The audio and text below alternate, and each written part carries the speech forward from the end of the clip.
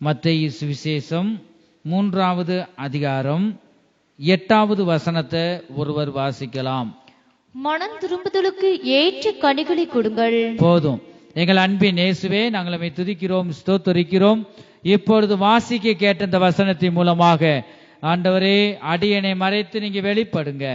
கர்த்தாவே ஸ்தோத்திரம். ஆண்டவரே, வேதத்தில் உள்ள அதிசயங்களை நான் பார்க்கும்படிக்கு என் கண்களை திறந்தருளும் என்று தாவீது ராஜா சொன்னது போல இங்க நாங்கள் ஒரு சிறு கூட்டமாக நாங்கள் கூடி இருக்கிறோம்.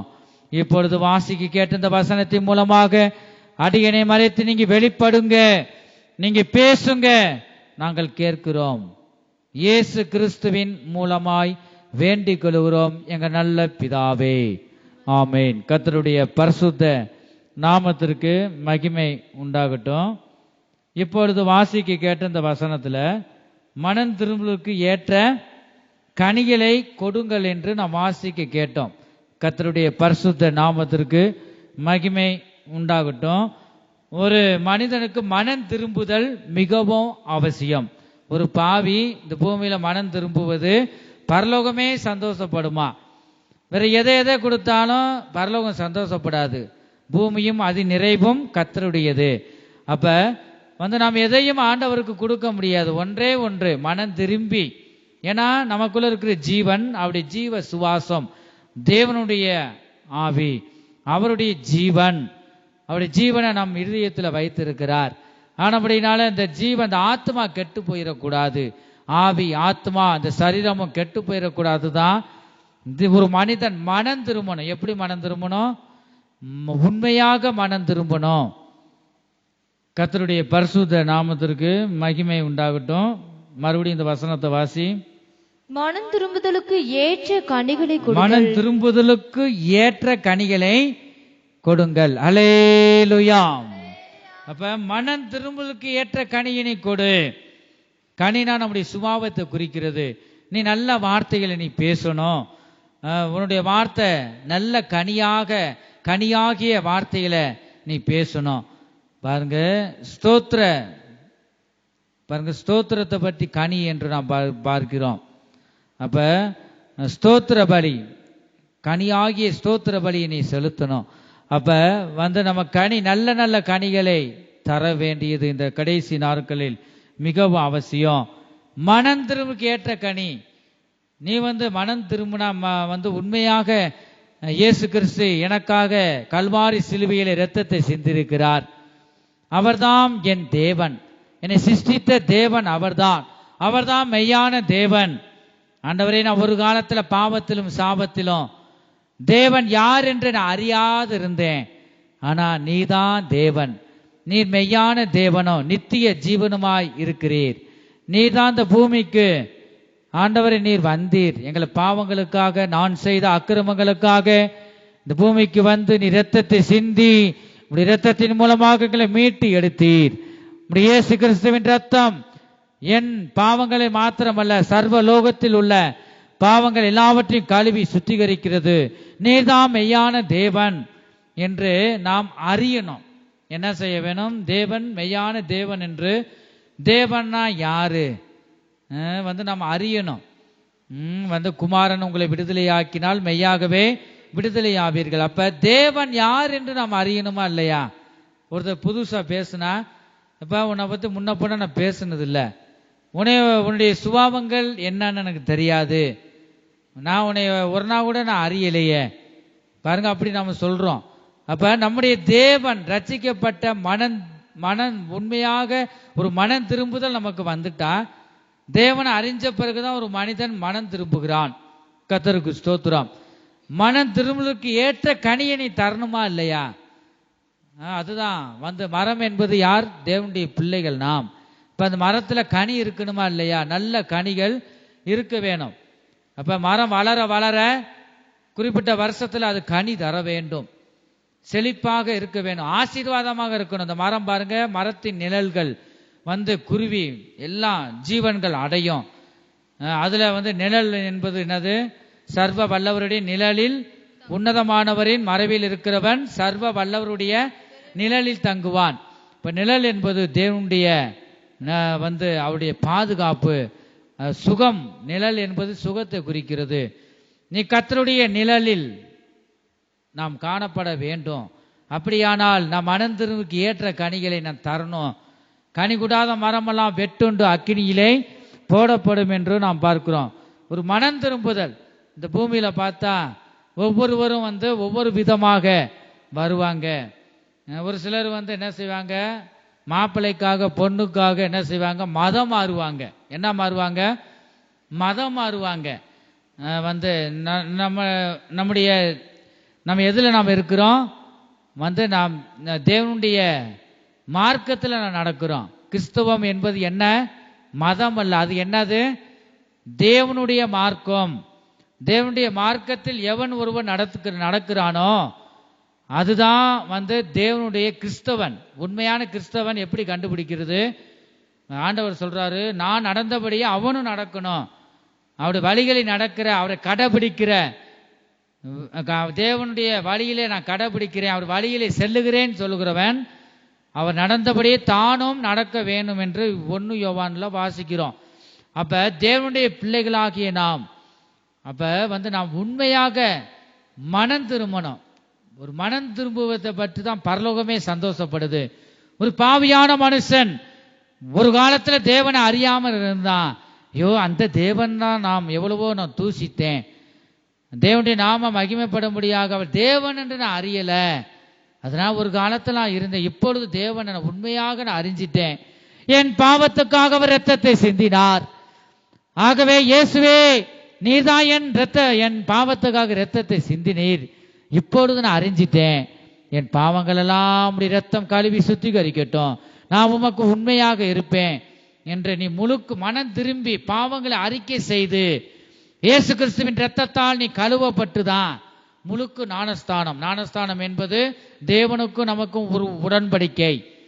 இந்த பாவங்கள்லாம் அறிக்கை செய்து, இயேசுவே இனிமே எந்த பாவத்துக்கும் நான் உடன்பட மாட்டேன், முழுமையாக நீர்தான் என் இருதயத்துல, எந்ததுக்கும் நான் போக மாட்டேன், எந்த சடங்கோ உனக்கு பிரியமில்லாத காரியம் எது ஏதோ அதெல்லாம் நான் கலந்து கொள்ள மாட்டேன். ஆண்டவரே நீர் உண்மை ஏற்றுக்கொண்டேன், ஆரம்பத்தில் எப்படியோ நான் வாழ்ந்தேன், இப்பொழுது உண்மை அறிஞ்சிட்டேன், நீதான் என் தேவன், சர்வ லோகத்திற்கும் இரத்தத்தை பாவத்துக்காக இரத்தத்தை சிந்தின தேவன் இயேசு என்று நான் அறிஞ்சிட்டேன். இயேசு என்பது என்ன? தமது ஜனங்களின் பாவங்களை நீக்கி ரட்சிக்கிறவர் தான் இயேசு. அதுக்கு அர்த்தம் பாருங்க. அப்ப நான் அறிஞ்சிட்டேன் ஆண்டவரே, நான் அதுதான் ஞானஸ்தானத்தின் மூலமாக உடன்படிக்கை பண்றோம். இந்த உடன்படிக்கையில நீ உண்மையாக இருக்கணும், நீ பண்ணின உடன்படிக்கையில கரெக்டா இருக்கணும், விட்டு விட்டதை ஒருபோதும் திரும்பி போக கூடாது. அநேகர் பொண்ணுக்காக மாப்பிள்ளைக்காக நான் அதுல வந்துடுறேன். அவங்கெல்லாம் எப்படிப்பட்ட கூட்டங்க? மதம் மாறுறவங்க. மாப்பிள்ளைக்காக பொண்ணுக்காக ஒருபோதும் நீங்க இப்படி உன்னை வான்னு சொல்லி கூப்பிடல யாரும். பாருங்க எங்கேயும் பொண்ணு கிடைக்கல, மாப்பிள்ளை கிடைக்கல ஒரு சில இடங்கள்ல. அப்ப அவங்களே என்ன செய்யறாங்க? தேடி அலையுதுங்க கிடந்து. உண்மையிலே மனம் திரும்பி இயேசு உண்மையுள்ளவர்னு அறிஞ்சா நீ வா. ஒருபோதும் அப்படிப்பட்ட ஒரு கூட்டம் இந்த உலகத்துல இருக்கு. ஒருபோதும் நம்ம ஏமாந்து போயிடக்கூடாது. பாருங்க, பொம்பளை பிள்ளைய பெற்றவங்க ஜாக்கிரதையா இருங்க, அதே மாதிரி பையங்களும் பெற்றவங்களும் ஜாக்கிரதையா இருங்க. நம்ம ஜாக்கிரதையா இருக்கணும், வழி விலகி நம்ம பிள்ளைங்க போயிடக்கூடாது. இப்ப பாருங்க, ஒரு கூட்டம் ஜனம் இருக்கு, அவங்களாம் என்னது? அப்ப ஒருபோதும் ஆண்டவருக்கு கணக்கு கொடுத்து ஆகணும். துரோகம், கர்த்தருக்கு துரோகம் பண்ணுகிறவர்கள். அப்ப நீ முழுக்கு ஞானஸ்தானம் எடுத்துட்டனா வேறு பிரிச்சுட்டாரு. அது அம்மாவா இருக்கட்டும் அப்பாவா இருக்கட்டும், வேறு பிரிச்சாச்சு. வெளிச்சத்துக்கும் இருளுக்கும் வித்தியாசம் என்ன? வித்தியாசம் இல்லாது பிள்ளையா இருக்கட்டும், மகனா இருக்கட்டும், பெத்த அம்மா தகப்பனா இருக்கட்டும், ஆண்டவருக்குள்ள வரலன்னா அவங்க இருளின் பிள்ளைங்க. அவங்களை நேசிக்கணும், சத்தியத்தை சொல்லணும். பாருங்க, ஒரு தரம் சொல்லு, 2 தரம் சொல்லு, அவர்களுக்காக ஜெபிக்கணும். கேட்கலன்னா விட்டு விடு, அவ்வளவுதான். அது மனம் திரும்பல. பாருங்க, மனம் திரும்பி ஒரு மனிதன் ஞானஸ்தானம் எடுக்கணும், முழுக்கு ஞானஸ்தானம். அநேகர் பொண்ணுக்காக கல்யாணத்துக்காக ஞானஸ்தானம் எடுப்பாங்க. அநேக இடங்கள்லாம் நான் கேள்விப்பட்டிருக்கேன்.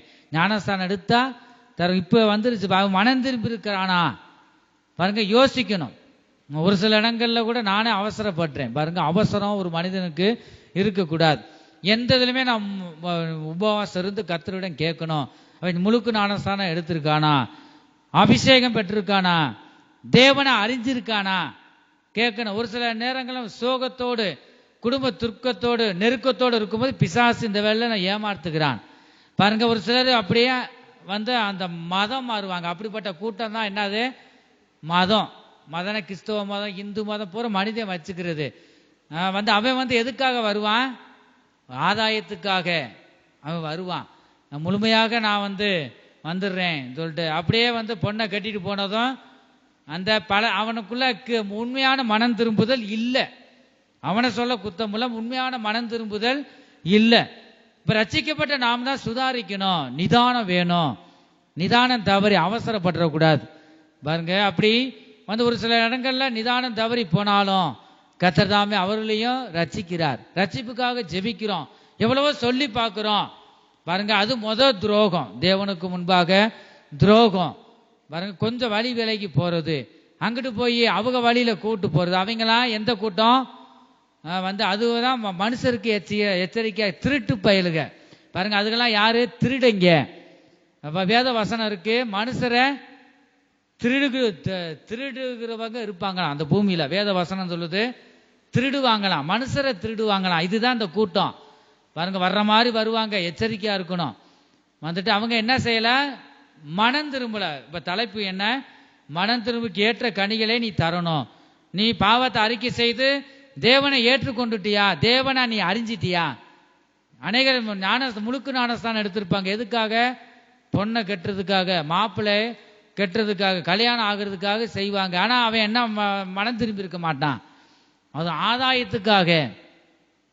அப்படிதான் எங்க அப்பா அடிக்கடி அதுக்கு முன்பாக சொல்லுவார், நீ மனம் திரும்பல, நீ மதம் மாறி இருக்கடா, நீ திருடன், பெரிய திருடன். எங்க அப்பா அடிக்கடி அப்படிப்பட்டவங்களும் சொல்லுவார்.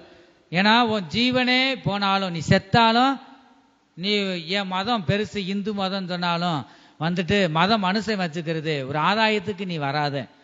அப்படி அது துரோகம் பண்ணி ஒருபோதும் ஆண்டவர் வாழ்க்கை நல்லா இருக்காது பாருங்க. ஒருபோதும் வாழ்க்கை நல்லா இருக்காது, கஷ்டம் வரும். தேவனுக்கு துரோகம் பண்ண நீ நல்லாவே இருக்க முடியாது. அது யாராகிலும் இருந்தா சரி பாருங்க. நீயே அதுலயே இருந்துக்க.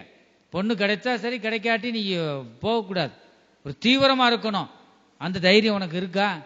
என்ன காரணத்தை கொண்டு வரக்கூடாது. பொண்ணு கிடைக்குதோ மாப்பிள்ளை கிடைக்குதோ இல்லையோ, நீ அதுல தான் இருக்கணும் பாருங்க. ஆண்டவர் மனம் திரும்பி உண்மையா மனம் திரும்புகிறவங்க மறுபடியும் போக மாட்டாங்க. அதுல நாய் கக்குனதை மறுபடியும் திங்குமா? பேதுரு சொல்றாரு, வேதத்துல இந்த வசனம் இருக்கு. அப்படி இருக்கக்கூடாது. ஒரு அறிக்கை செஞ்ச பாவத்தை மறுபடியும் நீ திங்கக்கூடாது. அசுசிப்படுத்தாத. முழுக்கு ஞானஸ்தானம் எதுக்காக எடுத்திருக்க?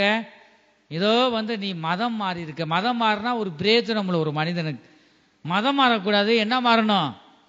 மனம் திரும்பணும். கர்த்தர் அதைத்தான் விரும்புகிறார். தேவனுடைய மார்க்கம் மதம் மாறுவதில்லை, மதம் மாறுவதே தேவன். மதம் மாறுறவங்களாம் இதுவரைக்கும் உருப்படியா இருந்ததை நான் பார்க்கல. ஒருவனும் நீ மதம் மாறக்கூடாது. நீ இந்து மதத்திலிருந்து அப்படியே இரு, ஒருபோது நீ வரக்கூடாது. இது ஒரு ஆதாயத்துக்காக நீ வரக்கூடாது. நீ அதுலேயே இரு. நீ அதுல இருந்தா ஆண்டவர் உன்னை ஒன்றும் செய்ய மாட்டார். ஏதோ இந்த பூமியில வாழ்ந்துட்டு போ, தேவன் அறியாமவே ஒரு பக்கம் போயிடுவேன். அது துரோகம். ஆண்டவருக்கு நீ துரோகம் என்ன பண்ற? நான் ஒரு ஆதாயத்துக்காக நீ வார, ஆதாயத்துக்காக வந்துட்டு அந்த வேலை முடிஞ்சதும் மறுபடியும் கக்குனதை மறுபடியும் தின்ற. நீ மனம் திரும்பல, நீ மதம் மாறி இருக்க. ஒருபோதும் அப்படிப்பட்டவங்க ஆண்டவருடைய ராஜ்யத்துல போக முடியாது. தேவனுக்கு நீ துரோகம் செய்யற. அவங்க பெத்த தாய் தகப்பனுக்கு நீ துரோகம் செய்யல, தேவனுக்கு நீ துரோகம் செய்யற. பயங்கரமான இக்கட்டுல நீ நீ விடுற. தேவன் வேதனைப்படுகிறார். ஒருபோதும் நம்ம உண்மையாக தேவனை அறிஞ்சிருக்கோமா? நம்ம உண்மையான மனம் திரும்பி இருக்கிறோமா? நீங்க மனம் திரும்புறதுனாலதான் ஆலயத்துக்கு வந்திருக்கீங்க. ஒரு சிலர் 3 மாசம் 2 மாசம் அப்படிலாம் வருவாங்க. எதுக்காக? ஏதாவது பொண்ணு கட்டுறதுக்கு வருவாங்க. ஆனா அதுவும் போக அநேக இடங்கள்ல ஊழியர்களையும் பாருங்க, காசுக்காக பணத்துக்காக ஆசைப்படுவாங்க. ஆசைப்பட்டு இந்த மாதிரிலாம் முடிக்க வச்சு அதுவுமே துரோகம். அவன் குடும்பமும் நல்லா இருக்காது. யாரு குடும்பம்? ஊழியம் பார்க்கிறவன் பூரா பண ஆசை, பணத்துக்கு ஆசைப்பட்டு அவன் ஊழியம் அவங்க பிள்ளைகளும் நல்லா இருக்காது. நீ எதை விதைக்கிறியோ அதையே நீ அறுப்ப பாருங்க. அதுதான் துரோகம் பண்ற மாதிரி. அவங்க தாய் தகப்பனுக்கு துரோகம் பண்ற, தேவனுக்கு துரோகம் பண்ற, ஒரு ஸ்டெப்பு கூட உன்னால எடுத்து வைக்க முடியாது பாருங்க. ஆண்டவர் அடிச்சிருவார். நம்ம யுத்தம் பண்ணுனா அதை நம்ம ஜெயிக்க முடியாது. நம்ம மௌனமா இருக்கும்போது கர்த்தர் யுத்தம் பண்ணுவார். யாருக்காக நீ தேவனுக்காக நீ விரோதமாக கிரியை செய்ய எத்தனோ குடும்பத்தை நான் பார்த்துருக்கேன். அப்படிலாம் வந்து மதம் மாறி உண்மையாக மனம் யார் கூப்பிட்டோமா, நீ வா வான்னு கூப்பிட்டோமா, கூப்பிட்டு யாரு என்னைய பாருங்க, யார்கிட்டயாவது ரசிக்கப்படாமல் இருக்காங்க இந்து மதத்தில், அவங்க அறியாம வந்து இருக்கிறாங்க. ஏன்னா வந்து அவங்க ஒரு நாள் ஆகிலும் இயேசு கூட வான்னு சொன்னதில்லை, நான் சொல்ல மாட்டேன் பாருங்க. இயேசு கிறிஸ்து மெய்யான தேவன் தான். நாங்க ஒரு காலத்துல அப்படி இருந்தோம், வந்துட்டோம். ஆனா நீ தேவனை நீ அறிஞ்சிட்டு தேவன் உள்ளத்துல பேசுனா நீ வா. ஆனா ஆண்டவர் பேசாமல் ஒருபோது நீ வந்துட வேண்டாம். ஏதாவது ஆதாயம் கிடைக்குது நீ வந்துட வேண்டாம் வேண்டாம் பாருங்க. உண்மையான இந்துக்களையும் பாருங்க, உண்மையானவங்க இன்னும் இருக்கிறாங்க. பொண்ணு கிடைக்குதோ மாப்பிள்ளை கிடைக்குதோ எந்த ஆதாயம் வந்தாலும் இல்லடா சொல்லிட்டு நான் வரமாட்டேன். ஏன்னா மெய்யானது எங்க அப்பாலாம் அப்படிதான். நாங்க ஒரு காலத்துல இருந்தோம், தேவனுடைய சத்தத்தை கேட்டார், தேவனை தரிசித்தார் பாருங்க. ஆண்டவர் பேசிதான் நாங்க ஆண்டவருக்குள்ள வந்தோம். யாராகிலும் ஒருத்தன் சொல்றான்னா வரக்கூடாது. இப்ப நீ சரியில்லை, அவன் திங்கத்தான் சொல்லுவான், உனக்கு அறிவு எங்க போச்சு பாருங்க. அப்ப நீ அதுலதான் இருக்கணும். உன்னை வான்னு வந்து அவனை அழைக்கல பாருங்க. அநேகர் அப்படிதான் வந்து இருக்கிறாங்க. ஏன்னா ஆண்டவர் ஏன் இப்படி பேசுறாருன்னா மனம் திரும்புதலை பற்றி. ஒரு மனிதன் மனம் திரும்பி உண்மையாக மனம் திரும்பி இருந்தா வந்து இதுல நீ செய்ய மாட்ட பாருங்க. எவ்வளவு இக்கட்டு பாருங்க. அவன் வந்து மதம் மாறி வந்திருக்கான். அதை பொண்ணவோ மாப்பிள்ளையை கட்டிட்டு போய் அந்த இடத்துல அவங்க சடங்கெல்லாம் செய்யறாங்க பாருங்க. எவ்வளவு வேதனைகள். ஆண்டவர் சொல்றாரு மறுபடியும் அசுசிப்படக்கூடாது. நீ முழுக்க ஞானஸ்தானம் எடுக்கிறது என்ன, பாவங்களை அறிக்கை செய்து நீ பரிசுத்த ஜாதி. மறுபடியும் அசுத்தத்துக்குள்ள போகும்போது உண்மையாக மனம் திரும்பினவே போக மாட்டான். இப்ப நீ மதம் மாறி இருக்க, ஏதோ ஆதாயத்துக்காக மனம் திரும்பி இருக்க, வந்து ஆதாயம் பண்ணிட்டு இன்னி ஆறு ஆளும் ஒன்றும் செய்ய முடியாது நீ நினைக்கிற. அப்படி இல்லை, ஆண்டவர் உன்னை கவனிக்கிறார், உன்னை பேசி பார்ப்பார். அப்படி கேட்கலன்னா அடிச்சு பார்ப்பார் பாருங்க. அதுக்கு மேல நாங்க எவ்வளவு ஜெபம் பண்ணாலும் கேட்க மாட்டார். நீங்க மனசுல வச்சுக்குங்க, இங்க சிறு கூட்டமா இருக்கிறோம். நீங்க ஒருபோதும் நீங்க உண்மையா ரட்சிக்கப்பட்டிருக்கானா, மனம் திரும்பி இருக்கானா, அவன் நல்லவனா கெட்டவனா, ஒரு நாள் உபவாசம் இருங்க. அநேக விஷயத்துல நான் தவறி போயிருக்கேன் பாருங்க, ஏமாந்து போயிருக்கேன். அதனாலதான் இந்த வார்த்தையை நம்ம சொல்ல முடியுது. அநேக இடங்கள்ல தவிச்சுக்கிட்டு இருக்காங்க. ஏண்டா பிறந்தோம் பாருங்க, வந்து பிள்ளைகளை பெறாம இருந்திருக்கலாமே, ஏண்டா பிள்ளைகளை பெத்தோம். எத்தனோ குடும்ப வேதனைப்படுது, உங்களுக்கு தெரியுமா பாருங்க. வந்து தொழியை உரிச்சாலும் நீ போகக்கூடாது பாருங்க. ஆண்டவர் மெய்யான தேவனை நீ அறிஞ்சா, யாரு கட்டாயப்படுத்தியோ யாரோ சொல்லியோ நீ வரக்கூடாது. உனக்குன்னு அறிவு இருக்கு, உனக்கு ஒரு புத்தி இருக்கு. எந்த ஆதாயத்துக்காக நீ மதம் மாறக்கூடாது. மதம் மாறுவதை தேவன் ஒருபோதும் விரும்புவதில்லை. ஒருவனையும் தேவன் கட்டாயப்படுத்த மாட்டார், மனுஷனுடைய சுயத்துல கட்டாயப்படுத்த மாட்டார். அப்ப நீ எதையும் நீ சாதிக்கலான்னு நினைக்க கூடாது. வந்து தேவன் ஒருவர் இருக்கிறார் பாருங்க. சரீரத்தில் ஒரு மனிதனுக்கு பலவீனப்பட்டு போயிட்டா, ஐயோ வந்து இந்த சரீரத்துக்கு ஜீவன் இல்லைன்னா நீ ஒன்றும் இல்லை, பெணம் தூக்கி அமைக்கிடுவாங்க. உன்னுடைய பலத்தினால ஒன்றும் செய்ய முடியாது, உன்னுடைய அறிவினால ஒன்றும் செய்ய முடியாது. உனக்குள்ள இருக்க ஜீவன் அவர் தந்தது. அவரை நீ துக்கப்படுத்துவாயானால், நீ தேவனை அறியாம போயிட்டா ஒன்றும் கேட்க மாட்டா. தேவனை அறிஞ்சு நீ ஏமாத்து துரோகம் பண்ற, தேவனுக்கு துரோகம் பண்ற, துரோகத்தை ஒருபோதும் என்ன செய்ய மாட்டாரு, வந்து அவர் பொறுக்க மாட்டார். நம்முடைய தேவன் எரிச்சலின் தேவன். கோவப்பட்டா எரிஞ்சு போயிடுவோம் பாருங்க. நானா இருந்தாலும் யாரா இருந்தாலும், நானே தேவனுக்கு பிரியமில்லாத ஒரு காரியம் செய்யறேன்னா நான் உயிரோடு நிற்க முடியாது பாருங்க. நான் எரிஞ்சு போயிடுவேன், நான் செத்து போயிடுவேன். தேவனுக்கு ஆண்டவர் வாய்ப்பு கொடுப்பாரு, தப்பு செய்யாத. அதுக்கு மீறி நான் செய்யும் போது நான் உயிரோடு இருக்கும் சாம்பலா நான் போயிடுவேன் பாருங்க. அதான் வசனம் சொல்லுது. அப்ப தேவனை நீ அறிஞ்சு நீ துணிகரமாக செய்யறிய, ஆண்டவர் விடுவாரா பாருங்க, விட மாட்டார். அதனால ஒரு மனம் திரும்புக்கு ஏற்ற கனியை நீ தந்திர. உண்மையாக மனம் திரும்பிக்காயா, இல்லைன்னா ஒரு ஆதாயத்துக்காக மதம் மாறி இருக்காயா? ஒருபோது நீங்க யார்கிட்டையும் வந்து கட்டாயப்படுத்தாதீங்க, ஆலயத்துக்கு வாங்கன்னு ஒருபோது நீங்க சொல்லக்கூடாது. ஆனா தேவன் மெய்யான தேவனப்பா, நித்திய ஜீவன். நம்ம செத்தாலும் அங்க போவோம். அது ஒரே தெய்வம் தான் நம்முடைய பாவங்களுக்காக மரிச்சிருக்காரு. ஆனா நான் உன்னை கட்டாயப்படுத்தல, என்னுடைய சாட்சியை நான் சொல்றேன். ஆனா அந்த ஆண்டவர் உள்ளத்துல பேசுனா உனக்கு நன்மை உண்டானா எங்கேயும் போகலாம். இயேசு எங்கெங்கேயோ போயிட்டு நன்மை உண்டாகல. இயேசு நன்மையை தராருன்னா நம்ம நல்ல வழியை காமிக்கலாம். யாரையும் கட்டாயப்படுத்தக்கூடாது. அது நம்முடைய வேலை இல்லை. ஆண்டவர் நமக்கு சொல்லி தரல. அவருடைய நாமத்தை சொல்றது நம்முடைய வேலை. யாரையும் கட்டாயப்படுத்தக்கூடாது. தேவனே என்ன செய்யல, ஒரு மனிதனை ரட்சிக்கணும்னா ஒரு அற்புதம் செஞ்சா சர்வ லோகத்தில் இருக்கிற ஜனங்கள் ரட்சிக்கப்பட்டுருவாங்க. பாருங்க, எதுக்கு அவர் செய்யல? நம்ம ஏன் அங்க அவங்ககிட்ட ஆண்டவருடைய நாமத்தை சொல்லணும்? யாரையும் கட்டாயப்படுத்தக்கூட நல்ல வழியை அறிவிக்கலாம். ஆண்டவர் ஒரு நிமிஷம் தான். ஏன் அதை நீங்க யோசனை பண்ணிருக்கீங்களா? அது தெய்வம் தானே, நான் தான் தெய்வம் காமிச்சுட்டா எல்லா ஜனமும் அவர்கிட்ட போயிடுவாங்க. ஏன் செய்யல? மனிதனுடைய சுயத்தில் அவர் தலையிட மாட்டார். அது பிடிவாதம் பிடிச்சவன். பாருங்க ரொம்ப திருக்குள்ள மனுஷனுடைய இருதயம் திருக்குள்ளதும் மகா கேடு உள்ளதா இருக்கான். பாருங்க, அவர் பரிசுத்தம் உள்ள தேவன். கெட்டு போயிருக்க, கெட்டு போனதை ரட்சிக்கத்தான் ஆண்டவர் வந்திருக்கிறார். மனம் திரும்பாத பட்சத்தில் ஆண்டவர் கிரியை செய்ய முடியாது.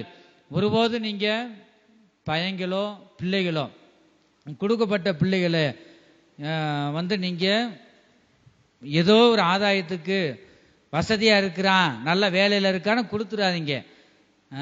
கிறிஸ்தவர்கள் என்ன, கிறிஸ்தவர்னா யாரு? தேவனுடைய மார்க்கத்தை பின்பற்றுகிறவர் தான் கிறிஸ்தவன், உண்மையான கிறிஸ்தவன். அவன் என்ன செய்யணும்? ரட்சிக்கப்பட்டிருக்கிறானா, முழுக்கு ஞானஸ்தானம் எடுத்து அபிஷேகம் பெற்றிருக்கானா, கடைசி வரைக்கும் நான் பிள்ளைகளை வச்சு காப்பாற்றுவானா, அது ஒரு பகுதி நம்முடைய எண்ணங்கள். அதை வச்சு ஜோம் பண்ணி ஆண்டவர் அனுமதிக்கணும். பாருங்க, எனக்குமே ஆண்டவர் அனுமதிச்சாரு, சொப்பனத்தின் மூலமாக காமிச்சாரு. பாருங்க அது ஏதோ ஒன்று நான் அசால்ட்டுக்காக விட்டுட்டேன். பாருங்க அப்படி நம்ம ஆண்டவர்கிட்ட கேட்கும் போது கர்த்தர் உணர்த்துவார். இருந்தாலும் ஏதோ தெரியாம செய்திட்டான்பா, ஆண்டவரே என் குறைகளை மன்னிங்க. ஆனா ஒரு ஆகிலும் கெட்டு போவது முக்கிய சித்தம் இல்லை. ஆண்டவரே நான் திக்கற்றவன், எனக்கு சொல்றதுக்கு ஆள் இல்லை. ஆண்டவரே உண்மையிட்ட ஆலோசனை கேட்க தவறிட்டேன், நீங்க மன்னிங்கன்னு அழுகும் போது ஆண்டவர் நம்ம இறக்கத்தை நம்ம சத்தத்தை கேட்டு அவர் ரட்சிக்கிறார் கர்த்தர். அப்ப ஆண்டவர் பேசத்தான் செய்கிறார். இப்ப ஒரு சிலர் அப்படி ஓநாய்கள் வருமா, அவங்களுக்கெல்லாம் நம்ம எச்சரிக்கையா இருக்கணும். பாருங்க அந்தந்த மதத்தில் இருக்கிறவங்க இருக்கட்டும், நம்ம கிறிஸ்தவம் என்பது மதம் இல்ல, தேவனுடைய மார்க்கம்.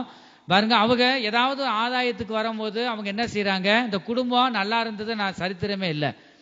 பாருங்க அவன் அங்கிட்டு கூப்பிடுவான், இதுங்க தேவனுடைய நம்ம அசிச்சுப்படக்கூடாது, பரிசுத்தம் உள்ள தெய்வம், இது செய்யக்கூடாதுன்னு தேவனை அறிஞ்ச பிள்ளைங்க போகாது. அப்ப குடும்பத்துல பிரச்சனை. பாருங்க அப்படிப்பட்ட குடும்பம் அநேக குடும்பங்களை நான் பார்த்துருக்கேங்க, உருப்படி ஆகலை. பாருங்க நீ ஆண்டவருக்கு உடன்படி, மனுஷர்கிட்ட உடன்படிக்கை பண்ணல, மனுஷர்கிட்ட தாய் தகப்பட்ட ஏமாத்தி எல்லாத்துக்கும் சரி சரின்னு சொல்லிட்டு நீ போகலாம். நம்ம வழியில் இழுத்துக்கிறலாம் உன்னுடைய எண்ணம். பாருங்க ஆண்டவர் நமக்குள்ள இருக்கிற உயிரை வைக்கிறதும் அவர் தான், எடுக்கிறதும் அவர் தான். அவருக்கு விரோதமா ஒரு மனிதன் கிரியை செய்தா அடிச்சிடுவார். பார்த்தீங்களா அழிவை நம்ம எதிர்பார்த்தோமா? ஒரு கிராமமே பாருங்க, எத்தனோ கிராமம் போய்கிட்டு இருக்கு. சுனாமி மூலமா விபத்து என்ன விதத்துல வருதுன்னு சொல்லவே முடியாது. நம்ம எச்சரிக்கையா இருக்கணும். இந்த பூமியில தேவனுடைய மார்க்கத்தை பின்பற்றினியா, தேவனுடைய வழியில நீ நடந்தையா, நீ பொய் சொல்லி ஞானஸ்தானம் எடுத்து எனக்கு நீ துரோகம் பண்ணிட்ட, அவங்களுக்கு இல்ல எனக்கு நீ துரோகம் பண்ணிட்ட, ஆண்டவர் விடுவாரா? ஆண்டவர் ஒருபோதும் விட மாட்டார். அந்த வகுத்திரத்தில் உன்னை விடுமா? அவ தாய் தகப்பனுடைய வகுத்திரத்தில் உன்னை விடுமா? ஒருபோதும் விடாது. பாருங்க நம்ம தாய் தகப்பனுடைய உள்ளமே இப்படி எரிஞ்சா நீ நல்லா இருக்க முடியுமா? பாருங்க ஆண்டவர் நம்மளை விட அவரு எரிச்சல் உள்ள தேவன். நல்லதுக்கு புனிதருக்கு புனிதராக இருப்பாராம், நல்லவருக்கு நல்லவரா இருப்பார். பாருங்க ஆண்டவர் பேசி கேட்கலனா நம்ம ஒன்றும் செய்யக்கூடாது, நம்ம மௌனமாக இருக்கணும். ஸ்தோத்திரம் பண்ணிட்டு ஆண்டவரே நீங்க பார்த்துக்குங்க. இதெல்லாம் ஏன் சொல்ல வரேன்னா, நம்ம இருக்கிற காலம் கடைசி காலம். இந்த கடைசி காலத்தில் இப்படிலாம் ஊழல் நடக்குது. நம்ம ஏமாத்தி நல்லவே மாறி நல்லா கவனிக்கணும். ஒரு சில இடங்கள்ல நான் ஊழியர் செய்கிறேன்னு ஊழியக்காரன் மாதிரி ஏமாத்திருக்கான். நல்ல ஒரு ஒயிட் ட்ரெஸ் போட்டு பயங்கரமா நான் நல்ல விசுவாசி. பாருங்க அப்படிலாம் இருந்து குடும்பம் ஒன்று சேரல. இப்ப ரெண்டாவது தெரிஞ்சு அவ இருக்க மாட்டா. உண்மையான தேவனுடைய பிள்ளைனா அது ஒருபோதும் இருக்க முடியாது. நான் தேவனுடைய பிள்ளைன்னு சொல்லிட்டு எத்தனோ பேர் வந்திருக்காங்க. என்ன ஆண்டவர் இப்படிலாம் வாழ்க்கை? பாருங்க ஆண்டவர் பேசி பார்ப்பார். அந்த பிள்ளைகளோட பேசி இப்போ மனம் திரும்பலன்னா அப்பதான் தெரியும் நீயே மதம் மாறி இருக்க, ஏதோ ஆதாயத்துக்காக நீ வந்திருக்க. அப்பதான் தெரியும் ஒருவனுடைய சுயரூபம். எப்ப தெரியும்? ஏதாவது சடங்கு ஏதாவது ஒரு இருக்கும்போது ஆண்டவர் அனுமதிப்பார். இது என் பிள்ளை போதா போகலையா, நீ எந்தவித இக்கட்டில் இருக்கலாம், நீ மறுதளிக்க கூடாது, நீ தேவனுடைய பிள்ளை. தேவன்தாம் ஒருவர் சாத்ராக் மேசாக் ஆபேத்நேகோ பாருங்க, நல்ல பதவியில அங்க இருந்தாங்க. ஏன் மறுதளிக்கல? தேவன்தான் கர்த்தர், அவர் நான் கைவிட மாட்டோம், அவர்தான் என் தேவன், நீ வைத்த பொற்சலையை நாங்க வணங்க. வைராக்கியமா இருந்தாங்கள் இல்லையா? அந்த வைராக்கியம் எங்க? எந்த ஆதாயத்துக்காக நீ வரக்கூடாது. நீ உன்னுடைய வைராக்கியம் எங்க? இதெல்லாம் துரோகம் பாருங்க. இந்த துரோகத்தை ஒருபோதும் அப்படியே பேசி பேசி ஒரு பாதிக்கப்பட்டவர்களுக்கு தான் பாதிக்கப்பட்டவர்களுக்கு இந்த கஷ்டம் தெரியும் பாருங்க. அப்படி இருக்கும்போது கர்த்தர் யுத்தம் பண்ணுவார், ஆண்டவர் தவணை கொடுப்பார். நீ உண்மையாக மனம் திரும்பி இருக்கியா சொல்லிட்டு யாரையுமே கண்டுபிடிக்க முடியல. அதனாலதான் அந்த ஆவியை பகுத்தறியத்தக்க வரங்களை நாம் பெற்றுக்கொள்ள வேண்டும். நம்ம நொறுக்கப்பட்ட வேலையில பிள்ளைகளை இழந்த நேரத்துல அந்த ஓநாய்கள்லாம் வரும், ஏமாத்திடுவாங்க. பிசாச அவங்க நல்லவங்க தான், அவனுக்குள்ள இருக்கிற பிசாசு கிரியை செய்யும். ஒரு சில மனுஷிக ஆவியை திருத்தவே முடியாது, ஜென்ம சுபாவம் இதெல்லாம் வரும், தப்பிக்க முடியாது. நம்ம பூமியில கொல்ல நாள் வாழ போறது இல்லை. இந்த பூமியில நீ உண்மையா ஜீவித்தையா, பொய் சொல்லி துரோகம் இல்லாம நீ ஜீவிச்சையா, கணவன் மனைவிக்குள்ள ஒரு உத்தமம் இருக்கா, துரோகம் இல்லாம நீ ஜீவிச்சையா, ஆண்டவர் அதைத்தான் கேட்பாரு பாருங்க. நான் அந்த நேரத்துல தெரியும் சரீரத்தை விட்டு ஆவி ஆத்மா வெளியில வரும். மரணம் என்பது என்ன?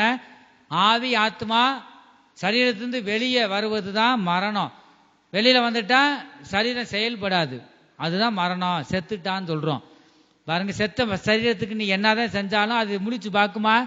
பார்க்காது. நீ உயிரோடு அவன் இருக்கிறவரை நீ செஞ்சையா? உன் தகப்பனை உன் தாயை நீ அடிக்காம, அடிக்கிறவன் தாய் தகப்பன் அடிக்கிறவன் சபிக்கப்பட்டவன் வசனம் சொல்லுது. நீ தாய் தகப்பனை அடிச்சா நீ சபிக்கப்பட்ட, ஒரு நாளும் நீ முன்னேற முடியாது. அது நான் சொல்லல, கர்த்தர் சொல்றாரு, வேத வசனம் சொல்லுது. உன் தாய் தகப்பனை கனம் பண்ணு. உன் மாமனார் உன் மாமியார் யாரு? உன் தாய் தகப்பன், அவளுக்கு கனம் பண்ணு. ஒருபோது அந்த நன்றியை மறந்துடாது பாருங்க. அதனாலதான் ஒரு சிலர் அப்படி ஆதாயத்துக்காக மதம் மாறுவாங்க. மதம் மாறுவதை தேவன் ஒருபோதும் விரும்ப மாட்டார். அநேகர் கிறிஸ்தவத்திலிருந்து இந்து மதத்துக்கு ஒரு சிலர் போவாங்க. எதுக்காக? ஆதாயத்துக்காக. அநேகர் போக மாட்டாங்க, ஒரு சிலர். அவங்க மனம் திரும்பாத ஜனம், ஏதோ ஆதாயத்துக்கு இங்க வந்திருக்கு. கட்சியில பாத்தீங்களா, அந்த கட்சியில இருந்து இங்க, இந்த கட்சியில இருந்து அங்கிட்டு போவாங்க. எதுக்காக போறாங்க? ஆதாயம், துட்டு பாருங்க. இந்த காசுக்காக, ஒரு ஆதாயத்துக்காக போவாங்க. இது மாதிரி இப்ப இந்த கடைசி நாட்கள்ல கிறிஸ்தவமும் இப்படி ஆயிருச்சு பாருங்க. கிறிஸ்தவம் என்பது தேவனை பின்பற்றுகிறவனாய், தேவனுடைய மார்க்கத்தை பின்பற்றுகிறவன் தான் ஒரு உண்மையான கிறிஸ்தவன். ஜாதி மதம் எதுவும் பார்க்க கூடாது பாருங்க. உண்மையான கிறிஸ்தவன் அதுதான்.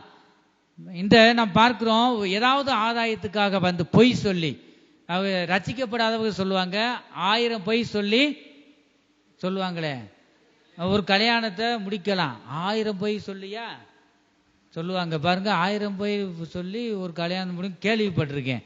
அப்ப அந்த நம்முடைய மார்க்கம் பொய் சொல்ல விடாது. பொய் சொல்ல அனைவர் 2ஆம் மரணமாகிய கடல்ல பங்கடைவோமா. அப்ப தேவனுடைய மார்க்கம் 1000 பொய் சொல்லி ஒரு கல்யாணத்தை முடின்னு சொல்லாது. தேவன் பொய் சொல்லாதவர், அவர் உண்மையுள்ளவர். அதுதான் வித்தியாசம். அப்ப ரசிக்கப்படாத தேவனுடைய மார்க்கத்தை அறியல, மனம் திரும்பல, ஆனா ஏதோ ஆதாயத்துக்காக மதம் மாறி வந்திருக்காங்க, அவ்வளவுதான் பாருங்க. அப்படிப்பட்டவங்க பொய் தான் சொல்ல, அவங்க என்னது பொய்யின் வழியில தான் போறாங்க. நீங்க எதுல வேணா தேவனுடைய மார்க்கத்துல நடக்கிறேன்னு நீங்க ஊண்டி தைரியமா சொல்லலாம். அவங்க சொல்ல முடியுமா? உன்னுடைய மார்க்கம் என்ன, உன்னுடைய மார்க்கம் என்ன சொல்லுது பாருங்க. 1000 பொய் சொல்லி ஒரு கல்யாணத்தை முடிக்கலாம். 2வது கல்யாணம் முடிச்சாதான் தெரியும். ஒரு பொய் சொல்லியே கல்யாணம் பண்ணவங்களாம் 2வது நாளே 2 டைவர்ஸ் அதுன்னு வந்துருது. இவ்வளவு அக்கிரமம் பண்ணியா சொல்லிட்டு அவங்க சொல்லி கொடுக்குறத பாருங்களேன். 1000 பொய் சொல்லி கிறிஸ்தவன் ஒருவனும் இப்படி சொல்ல மாட்டான் பாருங்க. அப்படிலாம் இருக்கிறாங்க. ஆனபடினால ஏன் இப்படி காலையில என்ன தேவனுடைய வார்த்தை மனம் திரும்புக்கு ஏற்ற கனிகளை நீ தரணும். இப்ப நீ மனம் திரும்பலன்னா அப்படியே நீ இரு, யாரும் உன்னை கட்டாயப்படுத்தல. ஆண்டவர் பேசுறாரு, ஒரு ஆளு 2 ஆளு மூலமாக, விசுவாசி மூலமாக, தேவனுடைய ஊழியர் மூலமாக பேசுறாரு. அது கேட்கலனா யாரையும் கட்டாயப்படுத்தக்கூடாது. உன்னை யாரும் கட்டாயப்படுத்தல. ஏதோ ஆதாயத்துக்காக வந்து தேவனுக்கு துரோகம் பண்ணும் போது, ஏதோ நீ தேவனை அறியாம இருந்தாலும் ஏதோ கொஞ்ச நாள் வாழ்வ. தேவனை அறிஞ்சிட்டு தேவனை அறியாம ஒரு சிலர் இப்படி மாய்மாலம் பண்ணி ஏதோ ஆதாயத்துக்காக வந்தனா ஆண்டவர் சும்மா விடுவாரா? ஆண்டவர் சரியான ஒரு தண்டனையை கொடுப்பார். எதை விதைக்கிறானோ அதையே அறுப்பான். பாருங்க, அதனால தாய் தகப்பன் செய்யற அந்த பாவம் தான் பிள்ளைகளை பிடிக்குது. பாருங்க, இப்படிலாம் அக்கிரமம் பண்ணி விதைச்சல நீ அறு. பாருங்க, அதே மாதிரி தானே அவங்க அழுதுருப்பாங்க, கண்ணீர் விட்டுருப்பாங்க. பிள்ளையே ஏண்டா பெத்தோம், பிள்ளைகளை பெறாம இருந்தா நல்லா இருக்குமே. பாருங்க, இப்படி வேதனைப்படுறோமே, கல்யாணம் பண்ணி கொடுத்து இப்படி வேதனைப்படுத்துறோமே. பாருங்க, நாய் கூட சோறு போடத்தான் செய்யுது குட்டிகளுக்கு. பாருங்க, இப்ப நம்ம பிள்ளை தேவனுடைய மார்க்கத்துல நடக்குதா? இப்படி நம்ம மாட்டிக்கிருச்சேன். எவன் இப்ப தாய் தப்பேன் நான் சொல்ற மனம் திரும்புன, உண்மையா மனம் திரும்புன ஒரு விசுவாசியோ ஊழியரோ விரும்ப மாட்டான். நம்ம பிள்ளைங்க ஆவிக்குரிய ஜீவியத்துல தேவனுடைய மார்க்கத்துல நடக்குதா, தேவனுக்கு எது பிடிக்காதோ அதை செய்யக்கூடாது, அதைத்தான் விரும்புவாங்க. அதை நீ சரியா கடைபிடிச்சா இப்ப நீ இருக்கிற இதை விட 1000 மடங்கு ஆண்டவர் உனக்கு செய்வார். ஆண்டவர் செஞ்சுட்டு தான் இருக்கார், எத்தனோ நன்மைகளை செய்து கொண்டு இருக்கிறார். ஆனா நன்றி இல்லாத இருதயம், நன்றி கெட்ட இருதயம் அநேகருக்கு நீங்க இருப்பதை நீங்க பார்த்திருப்பீங்க. நன்றி இல்லாத ஒரு இருதயம், யூதாஸ் மாதிரி காட்டி கொடுக்கிற யூதாஸ். துரோகம், யூதாஸ் துரோகம் செஞ்சான். அவன் நல்லா இருந்தானா சொல்லுங்க? அவன் என்ன செஞ்சான்? நாண்டுகிட்டு குடல் சரிந்து செத்து போனான். பாருங்க, துரோகம் பண்ணவங்க, அது துரோகம் பண்றவனுக்கு வருகிற தண்டனை இதுதான். அதனால நம்ம ஜாக்கிரதையாக இருக்கணும், ஓநாய்களுக்கு நம்ம எச்சரிக்கையாக இருக்கணும். கர்த்தர் எவ்வளவோ தரம் பேசுகிறார், ஆனா அது கேட்கறது இல்ல. தேவனே இல்லை என்று மதிக்கெட்டவன் தன் இருதயத்துல சொல்லிக் கொள்ளுகிறான். எங்க வாசிக்கிறோம்? ரோமர்லையும் வாசிக்கிறோம், சங்கீதத்திலும் வாசிக்கிறோம். தேவன் இல்லை, அவன் எண்ணம்லாம் என்ன? தேவன் இல்லை என்பதை. ஏன்னா இதெல்லாம் நன்மை செஞ்சது யாரு? பலத்துல வேலை பார்க்க, தேவனுடைய பலத்துல வேலை பார்க்கிறோம். நம்ம யாரு சிந்திக்கிறதே கிடையாது. பாருங்கன்னா, விசேஷ நாளுக்கு போறதோட மரண நாளுக்கு போகணுமா? ஒருத்தர் மறிச்சிட்டானா அந்த இடத்துல சிந்திக்கத்தான் ஆண்டவர் போக சொல்லியிருக்காரு. எதுக்கு போனாலும் அங்க போகணும். அதுல அவன் கிறிஸ்தவனா ரசிக்கப்பட அதெல்லாம் கணக்கு இல்லை. பாருங்க, எப்படி இருந்தாலும் அங்க போகணும், நீ போய் அதை சிந்திக்கணும். ஏன்னா அந்த இடத்துல சிந்தனை வரும், எப்படிலாம் வாழ்ந்தாருப்பா, எதையும் கொண்டு போலியே அவரு, என்னத்தை அனுபவிச்சாரு. பாருங்க, கஞ்ச பிசுனாரியா கூட ஒரு சிலர் இருந்து தானும் நல்லா அனுபவிக்காம செத்து போறாங்க. அப்படியும் ஒரு மனுஷன் இருக்கிறாங்க, மற்றவங்களுக்கு வச்சுட்டு போயிடுவாங்களா சொத்துக்களை. அப்படிப்பட்டது நம்ம சிந்திக்கணும். அவன் வாழ்ந்தானே, தேவனுடைய மார்க்கத்துல போயிருக்கானா, நல்ல வழியில சென்றானா, பிள்ளைகளை நல்ல வழியில கொண்டு போனானா, அதைத்தான் ஒரு மனிதனுக்கு மரணம் வரும்போது முடிவுல அதை சிந்திப்பாங்க. நீ எதுவுமே இல்லைனா என்ன சாட்சி சொல்ல முடியும் சொல்லுங்க? ரசிக்கப்பட்டவங்க உண்மையாக மனம் திரும்பி வந்தவங்களுக்கு சாட்சி சொல்லுவாங்க. மறிச்சா பாருங்க, ஒரு மதம் மாறினவங்களுக்கு சாட்சியே இருக்காது, அவ்வளவுதான், தூக்கி எடுத்து பெட்டி செஞ்சு உள்ள அமைக்கிடுவாங்க. பாருங்க, சாட்சி இருக்கணுமா இல்லையா? அந்த பூமியில பிறந்தது சும்மா சாதாரணமாக அந்த ஆண்டவர் உன்னை சிருஷ்டிக்கல. ஒரு லட்சியம் வேணும். நான் யார் என்று இந்த லட்சியம் வேணும். நான் யாரையும் எனக்கே தெரியல, அப்படி நீ எதை நோக்கி போறோன்னு தெரியல, பிறகு என்ன ஆண்டவர் உனக்கு உதவி செய்வார். பாருங்க, நான் யாருன்னு அறியணும், தேவன் யாருன்னு நீ முதலாவது அறியணும். தேவன் நம்மளை நடத்துகிறார், நம்ம ஜீவன் இருக்கு, ஜீவன் எடுத்துட்டா நம்ம செத்து போயிடுவோம். உயிர் நம்மகிட்ட இருக்கிறதுனாலதான் ஜீவனோடு இருக்கிறோம். அவர் ஜீவிக்கிறார், ஆகையால் நாமும் ஜீவிக்கிறோம். அப்ப அவருடைய பரிசுத்தமுள்ள மாமிசத்தையும் இரத்தத்தையும் நமக்குள்ள துணிகரமாக எடுக்கிறாங்க. ஆனா அவங்களை சொல்ல குத்தம் இல்லை, ஏதோ ஆதாயத்துக்காக வந்திருக்காங்க, அவ்வளவுதான். பாருங்க, ஆண்டவர் இன்னும் கைவிடல. ஆண்டவர் ஒவ்வொரு உள்ளத்திலையும் அவர் பேசுகிறார். மனம் திரும்பி வந்தா உனக்கு நஷ்டம் இல்லை. மனம் திரும்பலன்னா என்னது? சேதம் யாருக்கு? கர்த்தருக்கா? சேதம் நமக்கு தான். பாருங்க, சேதம் நமக்கு தான். ஆனபடினால நம் உண்மையாக மனம் திரும்பணும். வசனம் அதான் சொல்லுது, உண்மையாக நீ மனம் திரும்புவதை ஆண்டவர், ஒரு பாவி உண்மையாக மனம் திரும்பணுமா பூமியில, மனம் திரும்புவதை பற்றி பரலோகமே சந்தோஷப்படுதான். அப்ப உண்மையாக பாவத்தை அறிக்கை செய்து, இயேசுவே நீதான் மெய்யான ஆண்டவர், அப்பா நீ தேவனை தரிசித்தையா, தேவனை அறிஞ்சையா, நீ அறிஞ்சால் மாத்திரமே நீ ஆண்டவருக்குள்ள வரணும். அப்படி வராதபடி நீ ஒருபோதும் நீ காணப்படக்கூடாது. ஏதோ ஆதாயத்துக்காக நீ வரக்கூடாது. உனக்கு ஒரு லட்சியம் வேணும். நீ முதலாவது தேவனை நீ அறிஞ்சிருக்க வேணும். கர்த்தருக்கு ஸ்தோத்திரம். மனம் திரும்புக்கு ஏற்ற கனிகளை கொடுங்கள். இப்ப நம்ம உண்மையாக மனம் திரும்பி இருந்தா நாம் வெளிச்சத்தின் பிள்ளைகளாக இருப்போம். இருளுக்கும் வெளிச்சத்துக்கு சம்பந்தம் ஏது பாருங்க. ஒருபோதும் அவங்க யாரும் நம்ம ஆண்டவருக்குள்ள வந்துட்டேன்னா அவ சடங்குகளையோ எதிரையும் நீ தலையிடக்கூடாது. நீ அவங்களை நேசிக்கணும். ஆனால் நீ அவங்க தேவனை பின்பற்றுகிறவர்கள் அவர்கள் அல்ல. தேவனை பின்பற்றுகிறவர்கள் எவர்களோ அவர்களை நீ பின்பற்றினா உன் ஜீவன் பிழைக்கும். அவ இருளில் இருக்கிற பிள்ளைகளை நீ பின்பற்றினா பாருங்க எங்க போகும் சொல்லுங்க பார்ப்போம். நரி சிங்கத்து பின்னாடி நீங்க போனீங்கன்னா எங்க போவீங்க? சிங்கத்து கூட போனீங்கன்னா குகைக்குள்ள போய் உங்களை பச்சித்து எலும்பு கூட இருக்காது, பூரா திண்டு போட்டுரும். நீங்க யாரை பின்பற்றணும்? தேவனுடைய மார்க்கத்தை பின்பற்றணும். தேவனுடைய பிள்ளைகளை பின்பற்றினா நீங்க போவீங்க. வெளிச்சத்துல இருளில் போனா எப்படி போற பாதை எதுன்னு தெரியாது, பள்ளம் இருக்கா அப்படியே ஒரு சில நேரங்களை ஏமாந்து போயிடுறோம். இந்த பள்ளத்துல விழுந்து போயிடுவோம் பாருங்க. இருட்டில் போனீங்கன்னா மிருகம்லாம் பச்சிக்கிற இறைய சிங்கம்லாம் எப்ப இறைய தேடும்? நைட்டு இரவுல, நடு இரவுல இருட்டுல தான் அசந்து இருப்பாங்க பாருங்க. சிங்கம் எவனடா விழுங்கலாம் என்று கெச்சிக்கிற சிங்கம் போல வகை தேடி சுற்றி திரிகிறான். வாசி இந்த வசனத்தை.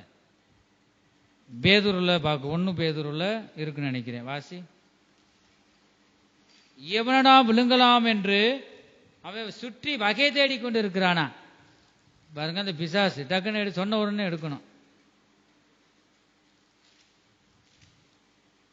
ஜாக்கிரதையாக நம்ம தெளிந்த புத்தியுள்ளவர்களாக நாம் இருக்க வேண்டும். 1 பேதுருல வாசிக்கிறோம். எடுத்தவங்க டக்குன்னு வாசிங்க.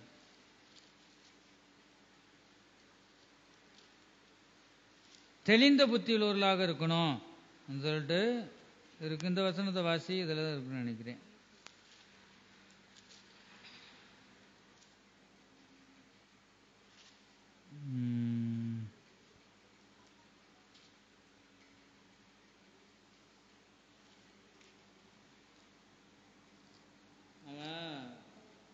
தெளிந்த புத்தியுள்ளவர்களாய் இருங்கள். 1 பேதுரு 1வது அதிகாரம் 1 பேதுரு 5வது அதிகாரம் 8வது வசனம். தெளிந்த புத்தியுள்ளவர்களாய் இருங்கள், விழித்திருங்கள். ஏனெனில் உங்கள் எதிராளியாகிய பிசாசானவன் கெர்ச்சிக்கிற சிங்கம் போல் எவனை விழுங்கலாமோ என்று வகை தேடி சுற்றி திரிகிறான். எவனை விழுங்கலாம் என்று சுற்றி திரி, அதுக்கு அதே வேலை. எங்கடா கிடைக்குது, எவனா ஏமாந்து இருப்பா, நம்ம ஏமாத்துவோம். அசந்து போய் இருக்கிறான் பிசாசுக்கு, அதுதான் வேலை பாருங்க. அதான் இருட்டுல சிங்கம் இறைய தேடுமா. இருட்டு பிசாசை குறிக்கிறது, வேதனை உள்ளது இருட்டுன்னு சொல்லுவது. அநேக ஜனங்கள் இருட்டை நோக்கி தான் போறாங்க. அவங்களுக்கு வேதனை சோதனை வருது, சமாதானம் இல்லை, நிம்மதி இல்லை. நீ உலகம் முழுவதும் நீ ஆதாயப்படுத்திக் கொள்ளலாம். உனக்கு பணம் இருக்கலாம், வீடு இருக்கலாம், கார் இருக்கலாம், கோடிக்கணக்கான சொத்துக்கள் இருக்கலாம். ஆனா உன் ஜீவனை நஷ்டப்படுத்தினால் அதுக்கு லாபம் என்ன? வேத வசனம் தாங்க சொல்லுது, நான் சொல்லல, வேத வசனம் சொல்லுது பாருங்க. நீ உலகம் முழுவதும் நீ ஆதாயப்படுத்திக் கொள்ளலாம், தன் ஜீவனை நஷ்டப்படுத்தினால் அதுக்கு லாபம் என்ன? உனக்குள்ள ஜீவன் இருந்தா தான் அத்தனை பயன்படும். நல்லா கவனிச்சுக்குங்க. நமக்குள்ள இருக்கிற ஜீவன் சரீரத்தில் இருக்கிற வரைக்கும் தான். அப்ப சரீரத்தை நீ அசுசிப்படுத்தக்கூடாது. உனக்குள்ள இருக்கிற ஜீவனை அசுசிப்படுத்தக்கூடாது. பிசாசு வகை தேடும், எல்லா ரூபத்திலையும் வரும். நீ ஜாக்கிரதையாக இருக்கணும் பாருங்க. அதுல நீ ஏமாந்துட்டனா கர்த்தர் உன்னை ஆசீர்வதிக்க மாட்டார். அப்படி நீ ஏமாந்துட்டனா கண்ணீர் விடணும், அழுகணும். ஆண்டவரே நீங்க மன்னியுங்கப்பா, நான் தெரியாம நான் செஞ்சிட்டேன். ஆண்டவரே நீர் எனக்குள்ள இருக்கிறீர், பரிசுத்தமுள்ள தேவனே. ஆண்டவரே இந்த சரீரத்தை அசுசிப்படுத்திட்டேன், மன்னிங்க. நீ அழுகணும். உன் கண்களை கண்ணீர் வந்தா ஒருவேளை ஆண்டவர் மன்னிப்பார். மன கசந்து அழுகணும். பேதுரு பாருங்க காட்டி கொடுத்தான், ஆனா மனக்கசந்து அழுதான், கர்த்தர் மன்னித்தார். அப்ப மனக்கசந்து அழுத பிறகு மறுபடியும் வந்து என்ன செய்யக்கூடாது, அந்த பாவத்தை செய்யக்கூடாது. நீ பரிசுத்தமாக வைத்து கொள்ள வேண்டும். தெளிந்த புத்தி உள்ளவர்களாய் இருங்கள், விழித்திருங்கள். ஜெபத்தில் விழித்திருக்கணும். தெளிந்த புத்தி நமக்கு வேணும். புத்தி இல்லாததான் வந்து அதான் ஆண்டவர் எனக்கு வசனம், உனக்கு நல்ல புத்தியை ஆண்டவர் தருவார் என்று ஒரு வசனம் எனக்கு வந்துச்சு பாருங்க. அப்ப வந்து புத்தி நமக்கு மிகவும் அவசியம். புத்தியுள்ள ஸ்திரியோ தன் வீட்டை கட்டுகிறாள், புத்தி இல்லாத ஸ்திரியோ தன் கையினாலே அதை இடித்து போடுகிறார். இப்ப புத்தி நமக்கு மிகவும் அவசியம். புத்திலே எப்படிப்பட்ட புத்தியா, தெளிந்த புத்தி பாருங்க. அந்த இடத்துல அதான் பார்க்கிறோம். தெளிந்த புத்தியுள்ளவர்களாய் இருங்கள், விழித்திருங்கள். ஏனெனில் உங்கள் எதிராளாகிய வாசியத எதிராளியாகிய பிசாசானவன். நமக்கு எதிரி யார் தான்? பிசாசு தான் எதிரி. பிசாசு நமக்கு எதிரியை எப்ப போறான், அவன் முன்ன பண்ண சண்டையா போட்டோம். பிசாசு எதுக்கு நமக்கு எதிரி ஆகுறான்? என்னைக்கு தேவனுடைய மார்க்கத்தை பின்பற்றுகிறோமோ, நல்ல வழியிலே செல்ல நம்ம ஒப்பு கொடுக்கிறோமோ, அன்னைக்கு நமக்கு எதிரியா போறான். அது வரைக்கும் நம்ம நண்பர் மாதிரி நம்ம கூட இருப்பேன். ஆண்டவருக்குள்ள வராதுக்கு முன்பாக நண்பர், மகனே மகளே வாடா, அவன் வந்து கஷ்டப்படுத்துவேன், சமாதானத்தை தரமாட்டான். ஆனா கஷ்டம் வந்தாலும் ஆனா அவ்வளவா உங்களுக்கு வந்து அந்த சோதனைகள்லாம் வராது. ஏன்னா இப்ப அவனுடைய வழியில இருக்கீங்க. ஆனா முடிவோ மரணம் பாருங்க. அதுதான் சிங்கம் சும்மாவா நைட்டு சுத்துது, எவனை விழுங்கலாம் என்று ஊழியர் மூலமா, விசுவாசி மூலமாக, மனுஷர்களுக்கு எச்சரிக்கையா இருக்கணும். இயேசு கிறிஸ்து சொல்றார் பாருங்க. யார் மூலமாகவும் வேற வேற ரூபத்துல வரும், நம்ம ஜாக்கிரதையா இருக்கணும் பாருங்க. அப்படிதான் வந்து வஞ்சிக்கும். அநேக இடங்கள்ல பிள்ளைகளை கொடுத்து ஏமாந்து போயிருக்காங்க. நான் தேவனை பின்பற்றேன், ஞானஸ்தானம் எடுப்பாங்க, எல்லாம் வந்துட்டு அவங்க வழியில கூட்டு போய் ஒரு சில இதை வந்து கூட்டு போயிடுவாங்க. கொஞ்சம் கொஞ்சமான வழியில கூட்டு சும்மா விடுவார் ஆண்டவர் பாருங்க. இது நம்முடைய பிள்ளைகள் இல்லை. ஒரு சிலருக்கு 5 பிள்ளைங்க, 2 பிள்ளைங்க, 1 பிள்ளைங்க இருக்கும். ஏதோ நீங்க அறியாம கொடுத்துட்டீங்க. ஆனா அந்த இடத்து பிள்ளைகளுக்கு வர சோதனை யாருக்கு? தேவனுக்கு. அவருக்கு விரோதமாய் கிரியை செய்ய அவர் தான் யுத்தம் பண்ணுவார். அவர் யுத்தம் பண்ணுனா நம்ம என்ன செய்யணும்? சும்மா இருக்கணும், வாயை மூடிட்டு அமைதியாக நம்ம ஸ்தோத்திரம் பண்ணிக்கிட்டு இருக்கணும். அவர் யுத்தம் பண்ணுவார். அநேக இடங்கள் அப்படிதான். துரோகம் அது பாருங்க, தாய் தகப்பனுக்கு செய்யற துரோகம். அதே மாதிரி வந்துட்டு அநேகர் அப்படிதான் பாருங்க. அநேகர் வந்து மனம் திரும்ப தாய் தகப்பனுக்கே தெரியாது. தெரியாம வந்து கிறிஸ்தவ மாப்பிள்ளைய முடிச்சுக்கிடுவாங்க, கிறிஸ்தவ பொண்ணை முடிச்சிருவாங்க. ஏன்னா அவங்க தாய் தகப்ப ஒத்துக்கிற மாட்டாங்க. ஒரு சிலர் வந்து கூட்டமா குடும்பமா வருவாங்க, பொண்ணு கிடைக்காது நினைச்சு துரோகம் பண்ணி கட்டிட்டு போய் அங்க துரோகம் பண்றது பாருங்க. எல்லாம் வந்து அதெல்லாம் வந்து ஏமாத்துறது. பிசாசு அவன் என்ன கொல்லவும் அழிக்கவும் வருவான், ஏமாத்த வருவான். பொய் பாருங்க. பிசாசு பொய்யுக்கு பிதாவா இருக்கிறான்னு வேதம் சொல்லுது. ஒருபோதும் உருப்படி ஆக முடியாது பாருங்க. வந்து உனக்கு நன்மை உண்டாகணும், உன் ஆயுசின் வருஷம் நீடித்து இருக்கணும்னா நீ பொய் சொல்லக்கூடாது, தேவனுக்கு துரோகம் பண்ணக்கூடாது. அப்படிப்பட்டவங்க நல்லாவா இருக்காங்க சொல்லுங்க பார்ப்போம்? நல்லா இருந்ததே இல்லை. தேவனுக்கு துரோகம் பண்றவங்க நல்லா இருந்து. யூதாஸ் துரோகம் பண்ணுனா கூடையே இருந்த சீசர்ல 12 சீசர்ல ஒருத்தன் துரோகத்தை வேற எதையதவோ பொறுத்து கொள்வார். துரோகத்தை மட்டும் ஒரு கணவன் மனைவிக்குள்ள மனைவியோ கணவனோ துரோகம் பண்ணிட்டானா பாருங்க, வெட்டி ஒரு இடத்தெல்லாம் பார்த்து துரோகம் பண்ணிட்டான்னு துண்டு துண்டமா வெட்டி பார்சல் பண்ணி அனுப்பி விட்டாங்களாம். அவங்க தாய் வந்து அவங்களுடைய அந்த பையனுடைய தாய் தகப்பன் வீட்டில் பாருங்க வந்துட்டு உன் பிள்ளனுக்கு துரோகம் பண்ணிருச்சு. ஒரு பொம்பளை செஞ்சுட்டாங்க, ஒரு சகோதரி வந்து துரோகம் பண்ணிட்ட, ஏதோ விஷயம் அவ குடும்பத்துல ஏதோ தாங்க முடியல, அதால எங்க போய் விட்டுச்சு பாருங்க. ஆனா அந்த சகோதரி பொறுமையா இருந்தா ஆண்டவர் யுத்தம் பண்ணிருப்பாரு. அதால தாங்க முடியும், துரோகம் பண்ணிட்டான் எனக்கு. அப்ப வந்து நீ இருக்கக்கூடாது பாருங்க. அப்படி அந்த துரோகத்தை மனுஷனே பொறுக்க முடியல. நல்லா கவனிச்சுக்குங்க, ஒரு எந்த விதத்திலையும் போய் விடும். ஆனா இப்ப நம்ம இந்த துரோகத்தை நம்ம சகிக்க முடியாதுதான். நம்ம பொறுமையா இருந்தா ஆண்டவர் யுத்தம் பண்ணுன்னு அது பயங்கரமாக இருக்கும். அவர் செய்யற காரியமே பயங்கரமா இருக்கும். ஒன்னு குடும்பத்தோட ரட்சிப்பார், ஒன்னு அதை ரட்சிக்க வணைஞ்சு கொடுக்கலனா, ஆண்டவருக்கு சத்தத்துக்கு கீழ்ப்படியலனா ஒன்னு என்ன செய்வாரு, ஒரு வாய்ப்பு கொடுப்பாரு. அது இல்லைன்னா அங்கெல்லாம் பாத்தீங்களா செயல என்னது வந்து மனம் திருந்தலைன்னா மறுபடியும் தப்பு பண்ணா என்னது ஆயுள் தண்டனை கொடுப்பாங்க. அதுக்கும் இதாகனா மரண தண்டனை பாருங்க. அதுதான முடிவு மரணம். வேத வசனம் இருக்கு, பாவத்தின் சம்பளம் மரணம். நீ துரோகம் பண்ணுனா அதுதான் பெரிய பாவம் பாருங்க, அது ஒருபோதும் அந்த துரோகம், குடும்பத்துக்குள்ளே கணவன் மனைவிக்குள்ளே துரோகம் இருக்கக்கூடாது. பாருங்க, எல்லா விதத்திலையும் துரோகம். துரோகம் அதுல மட்டும் இல்ல, வாழ்க்கையில ஒவ்வொரு விஷயத்திலும் துரோகம் பண்ண, உள்ளதே உள்ளதென்று இல்லதென்று, இதுதான் உண்மை. உள்ளதை சொல்லணும். உண்மையை பேசினாதான் ஆண்டவர் சந்தோஷப்படுவார்.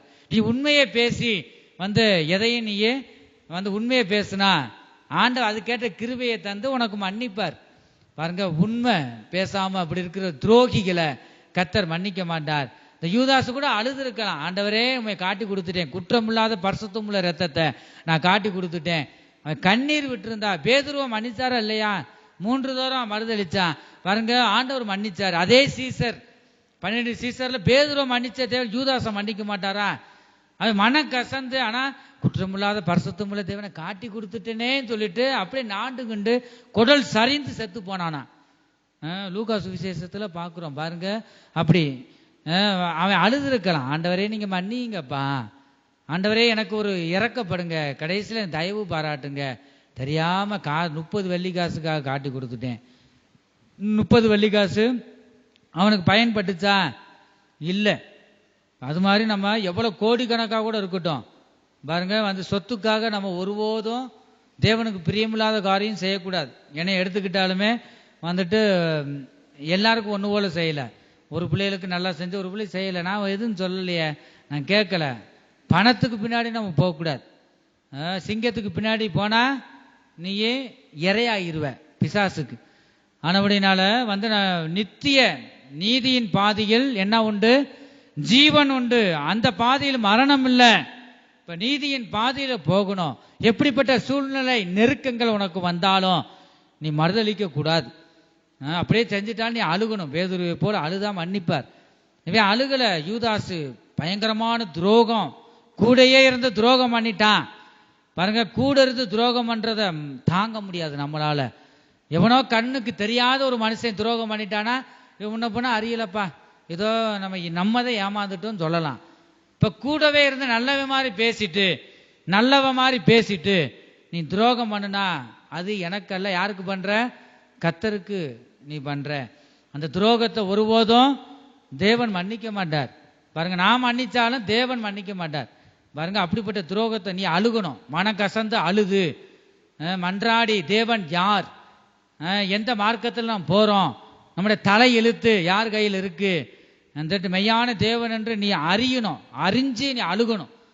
மறுபடியும் பாவத்தை அறிக்கை செய்யணும். ஆண்டவரே தெரியாம செஞ்சுட்டேன், பேதுருவை போல நீ அழுகணும். அழுதா ஒரு வேளை என்ன செய்வார்? ஆண்டவர் மன்னிப்பார். நம்முடைய தேவன் மன்னிக்கிற தேவன். அடிக்கடி இந்த பாவத்தை செஞ்சுட்டு யார் கட்டாயப்படுத்தினா நீ போகக்கூடாதுங்க. அதான் கிறிஸ்தவன். வைராக்கியமா இருக்கணும், தீவிரமா இருக்கணும். கிறிஸ்தவத்துக்குள்ள தீவிரவாதியா இருக்கணும், கிறிஸ்தவுக்கு தீவிரமா இருக்கணும். என் தேவன் பரிசுத்தம் உள்ள தேவன். ஒருபோதும் நான் இதை தீட்டுப்பட்டதை நான் சாப்பிட்டு தீட்டு என் சரீரம் படாது. நான் பரிசுத்தமுள்ள மகன். முழுக்க ஞானஸ்தானத்தின் மூலமாக உடன்படிக்கை பண்ணியிருக்கிறேன். இந்த வைராக்கியம் இருக்கா? கிறிஸ்தவனுக்குள்ள இருக்கணும். எங்க வீட்டில் அடிக்கடி சொல்லுவோம், நீங்க தான் உண்மையாவே கிறிஸ்தவக்குள்ள இருக்காங்க. அநேகர் கிறிஸ்தவர்கள் கல்லு சாராயம் அநேகர் குடிக்கிறாங்க. என்னடா சொல்லிட்டு நம்ம தான் தப்பி பிறந்திருப்போமோ அந்த பூமியில. ஒரு சிலர் இருக்காங்க, உண்மையா இருக்கிறாங்க, தேவனுடைய மார்க்கத்துல போறவங்க. ஒரு சிலர் எல்லாம் அனுபவிக்கிறாங்க. சாராயம் வெளியே சொல்ல வெக்கமா இருக்கு. அவங்களாம் என்னது? மதம் மாறி இருக்கிறாங்க. கிறிஸ்தவம் என்பது மதம் அல்ல, அது தேவனுடைய மார்க்கம். தேவனுடைய மார்க்கத்தை எவன் நல்ல வழியில தேவனை பின்பற்றுகிறானோ அவன் தான் உண்மையான கிறிஸ்தவன். அவன் ஜாதி பார்க்க கூடாது, கோபப்படக்கூடாது, எல்லாரையும் ஒண்ணு போல நேசிக்கணும், அன்பா இருக்கணும். அந்த வழியில எவன் ஒருவன் செல்லுகிறானோ அவன் தான் கிறிஸ்தவன்க. ஆனா அந்த வழியில போகாதவன் கோபப்படுறான், ஜாதி பார்க்கிறான், மற்றபடி என்னது அதெல்லாம் பார்க்கிறவன் மதம் மாறி இருக்கிறான். அவ்வளவுதான். பாருங்க, உண்மையாக மனம் திரும்பி இருக்கணும். காலையில அதான் வார்த்தை, மனம் திரும்பணும். இந்த வார்த்தை யார் சொல்றா? மனுஷர் அல்ல, இயேசு கிறிஸ்துவே சொல்றார். மறுபடியும் இந்த வசனத்தை வாசி. மனம் திரும்புதலுக்கு ஏற்ற கனியை கொடுங்கள். மனம் திரும்புதலுக்கு ஏற்ற கனிகளை நீ தரணும். நீ உண்மையாகவே நீ மனம் திரும்பி இருந்தா எனக்கேற்ற கனி உன்னிடத்தில் எங்கே? மரம் என்பது தேவனுடைய பிள்ளைகள். நீ செடியா இருந்து வளர்ந்து வளர்ந்து மரமாகிட்ட நீ. ஆனா என்ன இல்ல, ஆனா உன்னிடத்து கனி இல்லையே, நீ மனம் திரும்புக்கு ஏற்ற கனி உன்னிடத்தில் இல்லையே. இந்த கனியை தர வேண்டும் தான் தேவன் வாஞ்சிக்கிறார். மத்தேயு சுவிசேஷம் 3வது அதிகாரத்துல 8வது வசனத்தின் மூலமாக இப்பொழுது நம்மோடு பேசுகிறார். மனம் திரும்புக்கு ஏற்ற கனிகளை கொடுங்கள். மனம் திரும்புவதாம் தலைப்பு, செய்தியின் தலைப்பு மனம் திரும்புதல். நம்முடைய மனம் திரும்புதல் எப்படிப்பட்டதாக இருக்கிறது? உண்மையாகவே நாம் மனம் திரும்பி ஆண்டவரை பின்பற்றுகிறோமா? இல்லை என்ற ஏதாவது ஒரு ஆதாயத்திற்காகவோ ஏதோ ஒரு மன திருப்திக்காகவோ வந்திருக்கிறோமா? ஆனா உண்மையாகவே எவன் ஒருவன் உண்மையாக மனம் திரும்பி தேவனை பின்பற்றுகிறானோ அவன்தான் தேவனுடைய பிள்ளை. அப்படிப்பட்டவர்கள் தான் சேர்க்கும்படியாக தேவன் வரப்போகிறார். நாம் தெளிந்த புத்தியுள்ளவர்களாக இருக்க வேணும். தெளிந்த புத்தி இல்லாதவங்க தான் வந்தன எங்க எதை பின்பற்றுகிறோம் என்று இந்த அறிவு இருக்காது. இந்த இடத்துல நாம் பார்க்கிறோம் பாருங்க, தெளிந்த புத்தியுள்ளவர்களாக இருங்க, விழித்திருக்கணும். ஏனெனில் உங்கள் எதிரி பிசாசு தான். தேவனை பின்பற்றும் போது அவன் எதிரி ஆகிடுவான். அது வரைக்கும் எதிரி இல்லை. தேவனுடைய மார்க்கத்தை பின்பற்றும் போது எதிரி ஆகிடுவான். இந்த எதிரி உனக்கு எதிரி பிசாசு தான். பிசாசு மனுஷர் மூலமா யார் மூலமா வரும் பாருங்க. பிசாசானவன் கெச்சிக்கிற சிங்கம் போல எவனை விழுங்கலாமோ என்று வகை தேடி சுற்றி திரிகிறான். சுற்றிக்கிட்டே இருக்கிறான். நம்ம சுற்றிக்கிட்டு இருக்கிறான். உலகத்தவே சுற்றி திரிகிறான். அவனுடைய வேலை எந்த குடும்பத்தை கெடுக்கலாம், எந்த குடும்பத்தை பொய் சொல்லி நாசம் பண்ணலாம், அவனுடைய வேலை அதுதான். ஆனா தேவனுடைய தயவு, அவருடைய கிருபை, ஏதோ நம்ம அம்மா அப்பா செய்த புண்ணியங்கள் நம்ம ஒரு நேரம் தேவனை துதித்ததுனால, தேவனுடைய வார்த்தை நமக்குள்ள இருந்தபடியினால காப்பாற்றப்படுகிறோம். கர்த்தர் நம்மளை பாதுகாக்குகிறார் பாருங்க. தீமையிலிருந்து விலக்கி காத்து கொள்ளுகிறார். எல்லாம் நம்ம சுற்றிலும் வேலி அடைத்திருக்கிறார். வேலி என்பது என்ன? பாதுகாப்பு. வசனமாகிய இந்த பாதுகாப்புக்குள்ள நாம் காணப்பட வேண்டும். நாம் ஜாக்கிரதையாக இருக்க வேண்டும். 1 பேதுரு 1வது அதிகாரம் இதுல வாசிக்கிறோம். 13வது வசனம். ஆகையால் நீங்கள் உங்கள் மனதின் அறையை கட்டிக்கொண்டு, மனதின் அறையை கட்டி கொள்ளணும். எல்லாத்துக்கும் மனம் போல நீ போகக்கூடாது. மனம் போல போகிறதுக்கு உன்னை தெரிந்து கொள்ளல பாருங்க. உனக்குன்னு ஒரு ஜீவனை தரல. மனம் போல போறதுக்குள்ள ஆண்டவர் செய்யல. அவர் நம்முடைய தேவன் பச்சிக்கிற அக்கினியாக இருக்கிறார். இந்த வசனம் பாருங்க. எப்படி அறையை கட்டி கொள்ளணும்? தெளிந்த புத்தியுள்ளவர்களாய் இருந்து. இயேசு கிறிஸ்து வெளிப்படும் போது உனக்கு தெளிந்த புத்தி வேணும். புத்தி இல்லாதவன் தான் போற எதை நம்ம செய்யறோம் தெரியும். ஆடு மாடு மாதிரி தெரியும். இது தேவனுக்கு பிடிக்காது, செய்யக்கூடாது அறிவு அவனுக்கு இருக்காது பாருங்க. தெளிந்த புத்தி இல்லை. அதனாலதான் நாம் என்ன செய்து கொண்டு இருக்கிறோனோ இந்த புத்தியே இல்லை. இந்த வசனம் அதான் சொல்லுது. நீ தெளிந்த புத்தியுள்ளவர்களா இருக்கணும். புத்தி நமக்கு முக்கியம். இயேசு கிறிஸ்து வெளிப்படும் போது உங்களுக்கு அளிக்கப்படும் கிருபையின் மேல் பூரண நம்பிக்கையுள்ளவர்களாய் இருங்கள். அல்லேலூயா. நீ பூரண நம்பிக்கையுள்ளவர்களாக நீ காணப்பட வேண்டும். அவர் மேல் உன் நம்பிக்கை இருக்கணும். தெளிந்த புத்தியுள்ளவர்களாக இருக்கணும். இயேசு கிறிஸ்து ராஜாதி ராஜா. அவர் வெளிப்பட போகிறார். நினையாத நேரத்தில் வருவார். நடுச்சாமத்திலேயோ பகலிலேயோ சாயங்காலத்திலேயோ நடுராத்திரியிலேயோ எப்பொழுதும் வருவார். நீ தெளிந்த புத்தியுள்ளவர்களாக நீ இருக்கணும். புத்தியில ஸ்திரீகளை போல விழித்திருக்கணும். இந்த புத்தி தெளிந்த புத்தி இல்லைனா நீ கைவிடப்பட்டு போவாய். உபத்திரவ காலத்துல நீ போக வேண்டியதா இருக்கும். தெளிந்த புத்தி உனக்கு வேணும். 14வது வசனம். நீங்கள் முன்னே உங்கள் அறியாமையினாலே கொண்டிருந்த, நீ அறியாம செஞ்சிருக்கலாம். அறியாமலே கொண்டிருந்த இச்சைகளின்படி இனி நடவாமல் இனி நீ கிறிஸ்துவுக்குள்ள கழுவப்பட்டுட்ட. செஞ்சதை விடு. நீ முழுக்க ஞானஸ்தானம் எடுத்த பிறகு நீ தேவனுடைய பிள்ளை. முன்னணி செய்தது போல இனி நீ நடக்கக்கூடாது. அந்த வழியில் நீ செல்லக்கூடாது. கீழ்ப்படுகிற பிள்ளைகளாக இருக்கணும். நீ கீழ்ப்படியலனா அவளையும் சொல்லி நீ கீழ்ப்படியலனா கீழ்ப்படியலனா என்ன நடக்கும் பாருங்க. யார் கீழ்ப்படி? யோனா கீழ்ப்படியல. மீன் முழுங்குனது. எப்படியோ இறக்கம் இருந்ததுனால ஜீவன் தப்பி கரையில அந்த மீன் கக்குனது. தேவன் தான் கட்டளையிட்டார் பாருங்க. அப்ப வந்து தேவனுக்கு கீழ்ப்படியாம இருந்தா சாபங்கள் வரும், கஷ்டங்கள் வரும், சாவு, மரணம் கீழ்ப்படியாத பிள்ளைகளுக்கு நடக்கும். நீங்க கண்ணால பார்த்துருப்பீங்க, அநேக குடும்பங்களை பார்த்துருப்பீங்க. தேவனுடைய மனுஷனுடைய வார்த்தைக்கு கூட நீங்க கீழ்ப்படியாம போயிடலாம். தேவனுடைய வார்த்தைக்கு கீழ்ப்படியாத மனிதனுக்கு நடந்த சம்பவங்களை இங்க உட்கார்ந்து இருக்கிற ஒவ்வொருவரும் நீங்க பார்த்துருப்பீங்க பாருங்க. வந்து ஒருபோதும் தேவனுக்கு கீழ்ப்படியாதவங்களை பற்றி வேதத்துல இருக்கு. தேவனுக்கு யூதாஸ் கீழ்ப்படியாம துரோகம் பண்ணிட்டான், அவனுக்கு சாவுதான். யோனா பாரு கீழ்ப்படியல, அவனுக்கு ஆசீர்வாதம் இல்லை. முடிவு நீங்க யோனா புஸ்தகம் சின்ன ஒரு 3-4 அதிகாரத்துக்குள்ள இருக்கும், சின்ன ஒரு தான். நீங்க பாருங்க, வாசிச்சு பாருங்க. முடிவு அவனுக்கு இல்லை, சமாதானம் இல்லை. ஏன்னா நம்ம வந்து தேவனுக்கு கீழ்ப்படியணும். ஆபிரகாம் தேவனுக்கு கீழ்ப்படிஞ்சார், அவருக்கு ஆசீர்வாதம். இப்ப தேவனுக்கு நாம் கீழ்ப்படுகிறவர்களாக நாம் காணப்பட வேண்டும். நாம் மனம் திரும்பி இருக்கிறோம், உண்மையாக மனம் திரும்பி இருக்கிறோமா? நீங்க சற்று நேரம் நீங்க யாரையும் கையை உயர்த்த சொல்லல, நாம் உண்மையாக மனம் திரும்பி இருக்கிறோமா? நீங்க சற்று நேரம் சிந்தித்து பாருங்க. நீங்க மனம் திரும்பிக்கீங்கன்னா நீங்க என்ன செய்யணும்? மனம் திரும்பிக்கு ஏற்ற கனிகளே நீங்க தரணும். உங்களுக்குள்ள இருந்து வந்து ஆண்டவர் கிரியை செய்வார். அப்ப அதைத்தான் ஆண்டவர் வாஞ்சிக்கிறார். நீங்க எவ்வளவுதான் கோடிக்கணக்கான பணங்களை கொடுங்க, தேவன் உனக்குள்ள பலன் தந்தபடியினாலதான் நீ சம்பாதிக்கிற. வந்து பூமியும் அது நிறைவும் அவருடையது, நீ அதெல்லாம் பிரியப்பட மாட்டார். நீ உண்மையாக மனம் திரும்பி தேவனுடைய மார்க்கத்தை நீ பின்பற்றியா?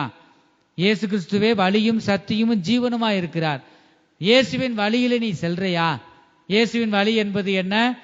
உத்தமமானது, உண்மை உள்ளது, நீதி நியாயம் உள்ளது, பரிசுத்தம் உள்ளது, அன்பு உள்ளது.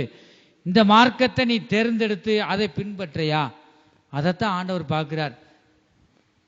இந்த கால வேளையிலும் கூட நாம் சற்று நேரம் சிந்தித்து பார்ப்போம். உண்மையாக இயேசு கிறிஸ்து தான் இந்த வார்த்தையை சொல்றார். மத்தேயு சுவிசேஷத்துல 3வது அதிகாரம் 2வது வசனத்துல பாருங்க, இயேசு கிறிஸ்து தான் இந்த வார்த்தையை சொல்றார். மனம் திரும்புக்கு ஏற்ற கனிகளை உன்னிடம் நான் காணவில்லை. நீ எதோ பொய் சொல்லி மனம் திரும்பி இருக்கிறோம் என்று நீ மனுஷரை ஏமாத்தலாம், ஆனா நீ என்னை ஏமாத்தல. பாருங்க, ஒரு சில காரியம் எவ்வளவு தடைகள் வரும். ஒரு திருமண காரியங்களும் சரி, நீங்க ஏதாவது கடை வைக்கணும்னு நினைச்சாலும் தடை வரும். தடை வந்தா நீங்க ஒருபோது என்ன செய்யக்கூடாது? அது மீறி செய்யக்கூடாது. ஆண்டவர்கிட்ட கொடுத்துடணும். ஆண்டவரே தடைகளை நீக்கி நீங்களே அனுகூலமாக்கி தாங்க. தேவனுடைய சித்தம் இருந்தா கூடி வரும். அதை மீறி நம்ம செய்யும் போதுதான், மனுஷருடைய ஆலோசனையை கேட்டுதான் நம்ம விழுந்து ஏமாந்து போயிடுறோம். பாருங்க, எத்தனையோ ஊழியர்கள் கூட ஏமாந்து போயிடுறாங்க பாருங்க. அப்ப தேவனுடைய ஆலோசனையத்தான் நாம் கேட்கணும். நம்முடைய தேவன் ஆலோசனை கர்த்தர். மனுஷருடைய ஆலோசனையை கேட்டுதான், அதான் பிசாசு மனுஷர் மூலமா வரும், ஊழியக்காரர் மூலமா வரும். நல்லா கவனிச்சுக்குங்க. வந்து நம்ம பலிபீடத்துல ஆண்டவர் பேசுறாருன்னா, அந்த ஆண்டவர் பேசுற அந்த வார்த்தையை மட்டும் நீங்க பிடித்து கொள்ளணும்.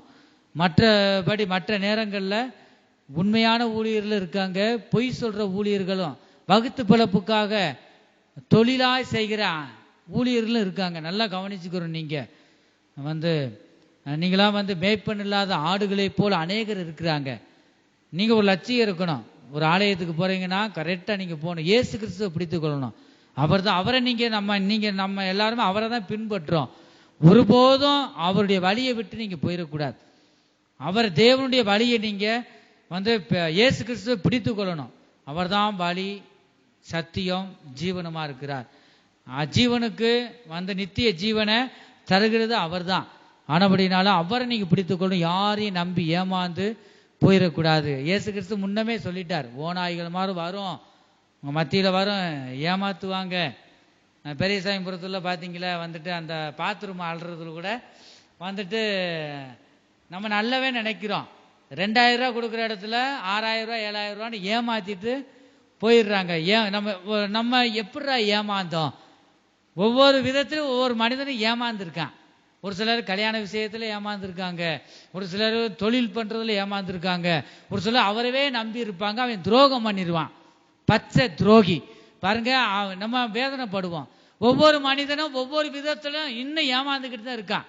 ஏன்னா தேவனுடைய ஆலோசனையை கேட்காதபடி வந்து தேவனுடைய சமூகத்திலிருந்து காத்திருந்து கேட்காதபடி ஏமாந்துருக்கும். அப்படி இருந்தும் தேவன் மன்னிக்கிறார்.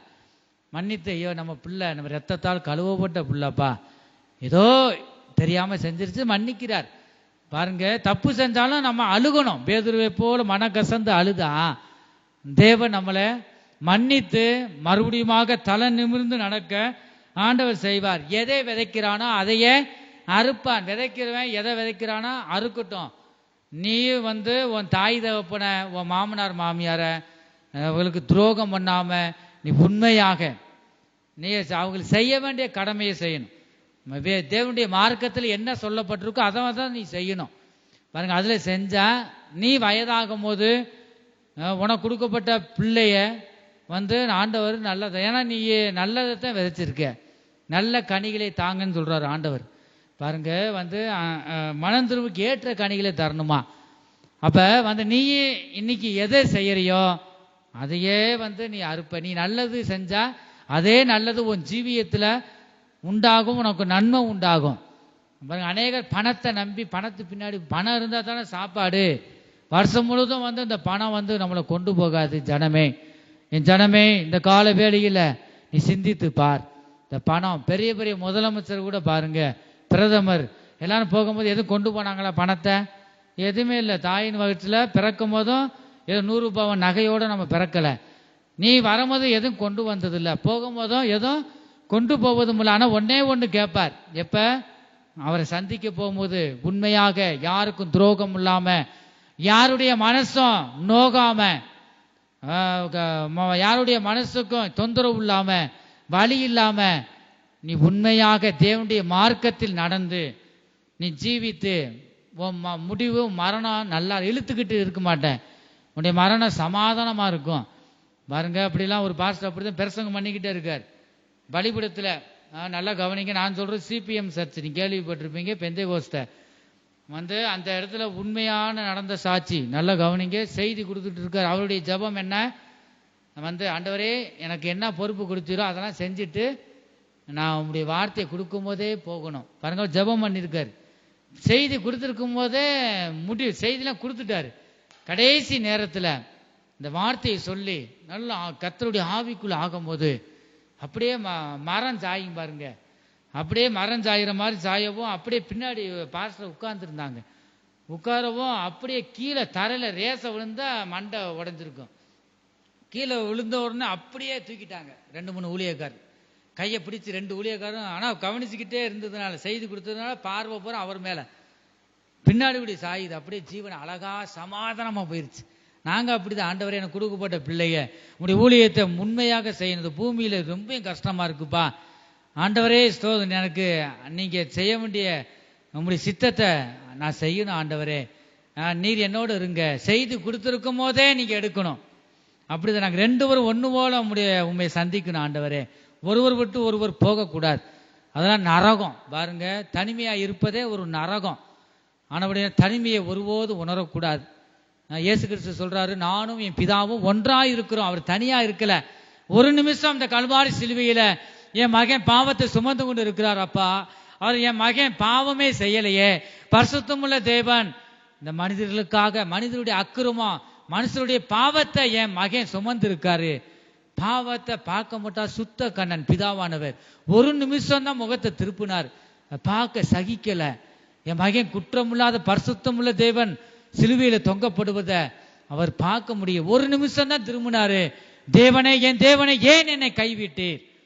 இயேசு கிறிஸ்து சொல்றார். அது வரைக்கும் பிதாவும் இயேசுவும் ஒன்றா இருக்கிறாங்க. நல்லா கவனிச்சுக்குங்க. கர்த்தருக்கு ஸ்தோத்திரம். அதே மாதிரி தேவனுக்குள்ளாக நாம் இருக்கணும். தேவன் இல்லாத வாழ்க்கை நமக்கு வேண்டாம். என் கூடவே இரும் ஓ இயேசுவே, நீர் இல்லாமல் நான் வாழ முடியாது. என் பக்கத்திலே என் உள்ளத்தில் இருங்கப்பா. இயேசுவே, நீர் இல்லாமல் நான் வாழ முடியாது. இருளான வாழ்க்கையிலே வெளிச்சமானிரே, உயிரற்ற வாழ்க்கையிலே ஜீவனானிரே. இருளான வாழ்க்கை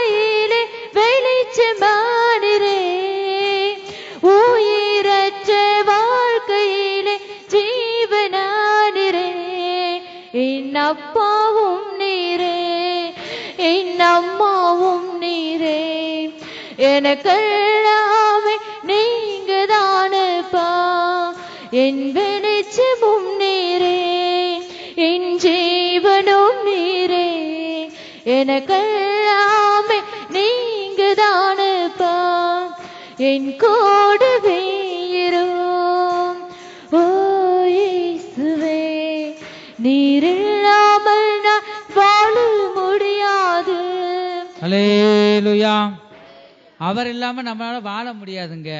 நம்ம எதோ அதை சாதிக்கலாமா, இதை சாதிக்கலாமா, அந்த குடும்பத்தை கெடுத்துடலாமா, வந்துட்டு எதோ ஒரு நான் கேள்விப்பட்டேன். ஒரு மனுஷன் பாருங்க அவனுக்கு இடமே கிடையாதான். பிறம்போக்கு இடம் என்னென்ன இடத்தோ பட்டா போட்டு மற்றவங்க பட்டா உள்ள இடத்தவே அபகரிச்சிருக்கான் பாருங்க. அபகரித்து சேர்த்து வச்சிருக்கான். கடைசிக்கு அவனுக்கு என்னல்ல, மனைவியும் போயிருச்சு, பிள்ளைகளும் அவனை விட்டு போயிருச்சு. நடு மரமா நிற்கிறான். நீங்க புரிஞ்சிருப்பீங்கன்னு நினைக்கிறேன். நான் சொல்றது இந்த ஊர்ல தான் பாருங்க அவனுக்கு ஏக்கர் கணக்கா இருக்கு, ஒரு பிரயோஜனமும் இல்லை. துரோகம் பண்றான் பாருங்க. மற்றவருடைய சொத்துக்களை வீட்டையாகிலும் அவனுடைய மனைவியாகிலும் இச்சையாதிருப்பாயாக பாருங்க. நல்லா அதுக்கு முன்னாடி நல்லா சந்தோஷமா இருந்தாங்க, பிள்ளைகள்லாம் படிக்க வச்சு நல்லா அதாவது பதவியில் இருக்கு. ஆனா என்னைக்கு நீயே துரோகம் பண்ணையோ, மற்றவருடைய நிலங்களை சொத்துக்களை போட்டு அவன் பேர்ல பட்டாவை போட்டுக்கிட்டான்.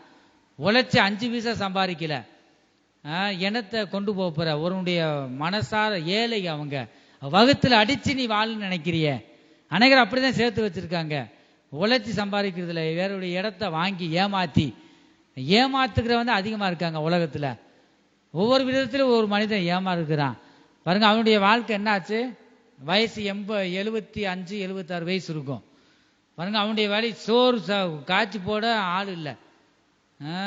ரொம்ப கஷ்டத்துல இருக்கிறான். கண் ஆபரேஷன் பண்ணி ரொம்ப கஷ்டத்துல இருக்கிறான்.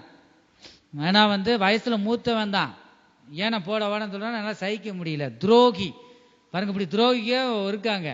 ஆண்டவரே வாங்க போங்க நான் சொன்னார். துரோகியில அவன் இவன் தான், பிசாச அவன் தான் சொன்னாரு.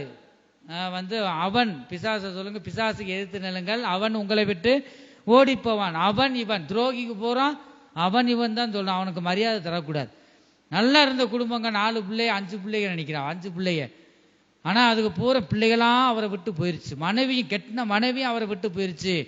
நீ செய்த பாவம் கொஞ்சம் நஞ்சம் இல்ல, நிறைய மற்றவருடைய சொத்துக்கெல்லாம் அபகரிச்சு பாவத்தை செஞ்சுட்ட. இன்னும் மென்மேலும் பாவம். பொம்பளை விஷயத்துல மோசம் பாருங்க. சொத்துக்களை பூரா அபகரிச்சு உங்ககிட்ட இருக்க ஒரு நிமிஷம் கூட இல்ல, எனக்கு துரோகம் பண்ணிட்ட. மற்றவருடைய பாவம், அவங்க பாவம் சும்மா விடுமா அவனைய? அவங்களுடைய சொத்துக்களை நீ அபகரிச்சுட்ட, உன் பேர்ல பட்டா போட்டுட்ட. கவர்மெண்ட்ல பணம் தான் எல்லாம். பணத்தை கண்ட பிணமே வாயை திறக்கும் சொன்னது மாதிரி பணம் தான் இந்த பூமியில. எவனும் ஒருக்கு பணம் இருக்கோ அவனுக்கு மதிப்பு இருக்கு. ஆனா கொஞ்ச நாள் வாழலாம், ஆனா நரகம்தான். சிங்கத்தின் வாயில பட்டு சாக வேண்டிதான். ஆனா நம்ம நீதியின் பாதையில நடந்தா கஷ்டம் நெருக்க வரும், முடிவோ நித்திய ஜீவன் பாருங்க. அப்படிதான் அந்த மனுஷன் ஏங்குறான், அழுகுறான். ஐயோ வேலைக்கு ஆள் இருந்தா வர சொல்லுங்க, சம்பளம் கூட தாரேன். அது கூட கஞ்ச பிசுனாரி. இப்படி சம்பாதிச்சேன் மனசார தரமாட்டான் பாருங்க.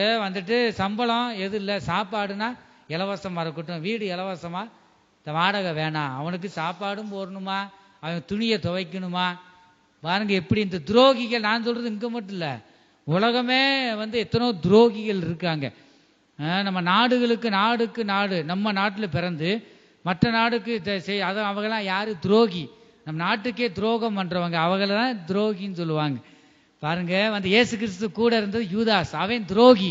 கூட இருந்தே துரோகம் பண்றது ஆண்டவர் மன்னிக்க மாட்டார். நான் சொல்றேன், இந்த கிழவன் 76 வயசு இருக்கு, இன்னும் சாப்பாட்டுக்கு கடையில தான் சாப்பிடுது. பணம் இருக்கு, ஆனா என்ன இல்ல, சமாதானம் இல்லையா, எனக்கு சமாதானம் இல்லையா, அதான் உங்களை பார்க்க வந்தேன். கொஞ்ச நேரம் உட்கார்ந்து ஆறுதலா பேசினேன், இங்க தேடி வந்துச்சு. ஆனா அது மனம் திரும்பி வரணும்ல. சமாதானத்தை யார் தாராங்களோ அதுல போறது தப்பு கிடையாது. நீ மனம் திரும்பி வரணும். மற்றவருடைய சொத்துக்களை அபகரிச்சேன், ஏமாத்திட்டேன், அவருடைய வகுத்திருச்சல், வகுத்திருச்ச உன்னை சும்மா விடுமா? அவருடைய ஆதங்கம் உன்னை பிடிக்குமா இல்லையா? இந்த பாவமெல்லாம் தான் அநேக இடங்கள்ல நான் இப்போ ஒரு ஆள் 2 ஆள் பார்க்கல, 30 பேருக்கு மேல இப்படி பார்த்துருப்பேன். பேராசை பட்டு அவன் குடும்பமெல்லாம் 2 பிரிஞ்சு இருக்கு. மனைவி இல்லாத வாழ்க்கை நீ இருந்து என்ன செய்ய போற? அவளை சொத்துக்களும் சேர்த்துருக்க, நான் சொத்து அவளை இருக்குடா வாங்கடான்னு கூப்பிடுறாரான், நீயும் உன் சொத்தும் போன்னு தூக்கி போட்டாங்க. அப்படி பாவப்பட்ட சொத்து எனக்கு வேண்டாம், உன் கூட இருந்தா நீ செஞ்ச அந்த பாவமெல்லாம் எங்களையும் பிடிக்கும். நல்லா கவனிச்சுக்க, அந்த பயலுக்கு 42 வயசு ஆச்சுன்னு கல்யாணம் ஆகலை. இந்த பாவம், இந்த அப்பா செய்த பாவம் அவனை பிடிச்சிருச்சு. ஏன்னா அவனை கிறிஸ்துவுக்குள்ள அவன் வந்துட்டானா அதெல்லாம் நீக்குவார் ஆண்டவர். பாருங்க, அது அறியாததுனால தான் அவனுடைய அப்படியே பிடிச்சிருக்கு பாருங்க. அப்படிலாம் இருக்கு. ஒருபோது நாம் தேவனுடைய பிள்ளைய ஏன் இதெல்லாம் சொல்றோம்னா, உண்மையாக நாம் மனம் திரும்பி தேவனை பின்பற்றணும். அதுதான் ஆண்டவர் பேசுறார். பாருங்க, நம்ம எவ்வளவு கெட்டிக்காரர்களா இருக்கலாம், முழுக்க ஞானஸ்தானம் எடுத்திருக்கலாம், ஆனா நான் போற வழி தேவனுடைய மார்க்கத்துல போறோமா? சின்ன காரியத்துக்குள்ள ஏமாத்திரும் பிசாஸ், அது கொண்டாட்டு சிரிக்கும், நான் ஏமாத்திட்டல, இது சின்ன காரியமா தான் இருக்கும். பாருங்க, ஒருபோதும் நம்ம தெளிந்த புத்தியாக இருக்கணும். பாருங்க, இதில் நம்ம ஜாக்கிரதையாக இருக்கணும். தேவன் நம்மை நினைவாக இருக்கிறார். தீர்க்க தரிசன வார்த்தையில் கூட இன்னைக்கு அதுதான், உன் நினைவாக நான் இருக்கிறேன் சொல்றாரு. ஆனா நம்ம தான் என்ன செய்யறோம், அவருடைய நினைவா இல்லை, தேவனை நினைக்கல. நாம் உண்மையாக நாம் இருக்கணும். உண்மையாக இருந்தா நம்ம நித்திய ஜீவனை நமக்கு தர வல்லமை உள்ளவர். இன்னும் ஒரே ஒரு வசனத்தை மட்டும் படிச்சுட்டு வாசிப்போம். லூக்கா சுவிசேஷம்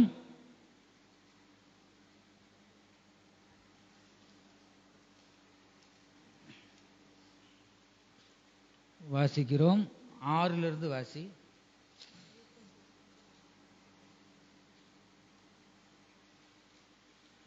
7வது வசனத்திலிருந்து வாசி. லூக்கா சுவிசேஷம் 15வது அதிகாரம் 7. அதுபோல மனம் திரும்ப, அதுபோல மேல உள்ள வசனங்களை வீடுல வாசிச்சு பாருங்க. அதுபோல மனம் திரும்ப அவசியமில்லாத 99 நீதிமான்களை குறித்து சந்தோஷம் உண்டாகிறதை பார்க்கிலும் மனம் திரும்புகிற ஒரே பாவி நிமித்தம், மனம் திரும்பாத பாருங்க, மனம் திரும்பாதவனை ஆண்டவர் விரும்ப மாட்டார். நீ மனம் திரும்பாதவனை ஒருபோது நேசிக்க மாட்டார். நீ மதம் மாறி வந்திருக்கலாம், அவனை ஒருபோதும் ஆண்டவர் நேசிக்க மாட்டார். உங்களுக்கு தெரியுமா? மதம் மாறி நீ வந்திருக்க, அதை விரும்ப மாட்டார். நீ மனம் திரும்பி வரணும், தேவன் யாருன்னு அறிய வேணும். நீ மதம் மாறினா நீ துரோகம் செய்ய ஏதோ வார, அவனை உள்ள கூட விடக்கூடாது. பாருங்க, சபைக்குள்ளே விடக்கூடாது. ஏதோ நீ மதம் மாறி வர்றது ஏதோ ஆதாயத்துக்காக. பாருங்க, அந்த வசனம் என்ன இருக்கு, ஆண்டவர் அப்படிப்பட்டவனை விரும்ப மாட்டாராம். ஏன்னா அப்படிப்பட்டவங்க ஏன் ஒரு சில நேரங்கள் அனுமதிக்கிறார், ரட்சிக்கப்படணும், இது மூலமாக நீ வருந்தணும். இந்த துரோகம் அவனை கடைசி செத்தே சாகடிச்சிருமா. நம்ம நினைக்கிறோம் இந்த யூதாசு துரோகம் பண்ணா, ஏன்னா ஏன் பண்ணானா, நான் மறிக்க போறேன், மறித்து 3ஆம் நாள் உயிர் தெளிவேன்னு சொல்லிட்டாரு. அவனுக்கு நம்பிக்கை இல்லை யூதாசுக்கு. ஏசு மறிச்சிட்டாருன்னா நம்ம வகுத்து பழப்புக்கு என்ன செய்ய, 30 வெள்ளிக்காசுனா நமக்கு ஏதாவது தொழில் வச்சு பிழைச்சிக்கிறலாம். ஆனா அவரை நம்புறது வேஸ்ட்டு. அந்த காசை நம்பிட்டான், அவன் செஞ்ச தப்பு அதுதான். ஏன்னா பணப்பை அவன்கிட்ட தான் இருந்ததான். திருவிருந்து ஏதாவது நம்ம கொடுக்கும்போது அவன்கிட்ட தான் இருக்கும். அவன் தான் கடைகளுக்கு வாங்கிட்டு வர செய்ய அந்த பணப்பை அவன் இருந்ததுனால தான் அவன் பண ஆசை. இந்த பணமே அவனை நித்திய ராஜ்யத்தை சுதந்திரிக்க முடியல. கூட இருந்த இயேசு கிறிஸ்துக்கு துரோகம் பண்ணினா அந்த யூதாசு. பாருங்க, எதை கொண்டு போனா, எதுவுமே கொண்டு போல. ஆனால் நம்ம எச்சரிக்கையாக இருக்கணும். இந்த இடத்துல நம்ம பார்க்கிறோம், மனம் திரும்பணும். அவன் கூட இருந்தானா உண்மையிலேயே மனம் திரும்பல, அதுதான். அப்ப அப்படிப்பட்டவர்களை ஆண்டவர் நேசிக்க மாட்டார். அப்ப நம்ம ஜாக்கிரதையாக இருக்க வேண்டும். அதுபோலவே மனம் திரும்பாத அவசியம் இல்லாதவர்கள் ஆண்டவர் விரும்ப மாட்டார். ஆண்டவர் மனம் திரும்பி வரணும், அதைத்தான் நேசிக்கிறார். நான் யாருன்னு அறியணும் மகளே, மகனே, நான் யார் என்று அறியணும். உன்னை சிருஷ்டித்த தேவன் யார்? என் சத்தத்தை முன்ன போன நீ கேட்டிருக்கியா? என் சத்தத்தை நீ கேட்கணும், என்னை நீ தரிசிக்கணும். அதுக்கு பிறகு நீ பாவங்களை அறிக்கை செய்து என்னை பின்பற்று. என் மேல் நம்பிக்கை, எதுவுமே என்னை பார்க்கல, என் சத்தத்தை கேட்கல, ஏதோ மதம் மாறி ஏதோ ஆதாயத்துக்காக வந்திருக்க, இதை நான் விரும்ப மாட்டேன். நான் சொல்லல, ஆண்டவர் சொல்றார். இப்ப மனம் திரும்பாத ஒருவரையும் ஆண்டவர் அழைப்பது இல்லை. இது ஆள் சேர்க்கிற இதுல கிறிஸ்தவம் என்பது ஆள் சேர்ப்பது இல்லை. ஒரு சில நேரங்கள்ல அது இப்படி சேர்த்துக்கிட்டு இருக்காங்க. அதெல்லாம் அந்த கூட்டமெல்லாம் அங்க போக முடியாது பரலோகத்துக்கு. பாருங்க, இது ஆள் சேர்க்கிறது இல்லை. உண்மையாக மனம் திரும்பி நல்ல வழியில தேவனுடைய மார்க்கத்துல நடக்கணும் ஒரு மனிதன். அதைத்தான் தேவன் வாஞ்சிக்கிறார். பாருங்க, அந்த தொடர்ந்து வாசிக்கும் போது வாசி. மனம் திரும்புகிற ஒரே பாவியின் நிமித்தம், மனம் திரும்புகிற ஒரே பாவியின் நிமித்தம் பரலோகத்தில் மிகுந்த சந்தோஷம் உண்டாயிருக்கும் என்று உங்களுக்கு சொல்லுகிறேன். ஹல்லேலூயா. இயேசு கிறிஸ்து சொல்றாருங்க இந்த வார்த்தைய, மனம் திரும்பு ஒரே பாவியின் நிமித்தம் பரலோகம் மிகுந்த சந்தோஷம் அடையுங்க. அதைத்தான் ஆண்டவர் வாஞ்சிக்கிறார். நீங்க ஒருபோதும் இயேசு கிறிஸ்துவை சொல்லுங்க, அவங்க தேவ சத்தத்தை கேட்கட்டும், ஆண்டவர் பேசட்டும். அதை தவிர நீங்க ஆலயத்துக்கு வாங்க இங்க வாங்கன்னு கூப்பிட வேணாம். ஆண்டவர் சமாதானத்தை தராருப்பா, ஆண்டவர் உள்ளத்துல பேசுனா வா சொல்லிட்டு நீங்க சொல்லணும். யாரையும் வற்புறுத்த கூடாது.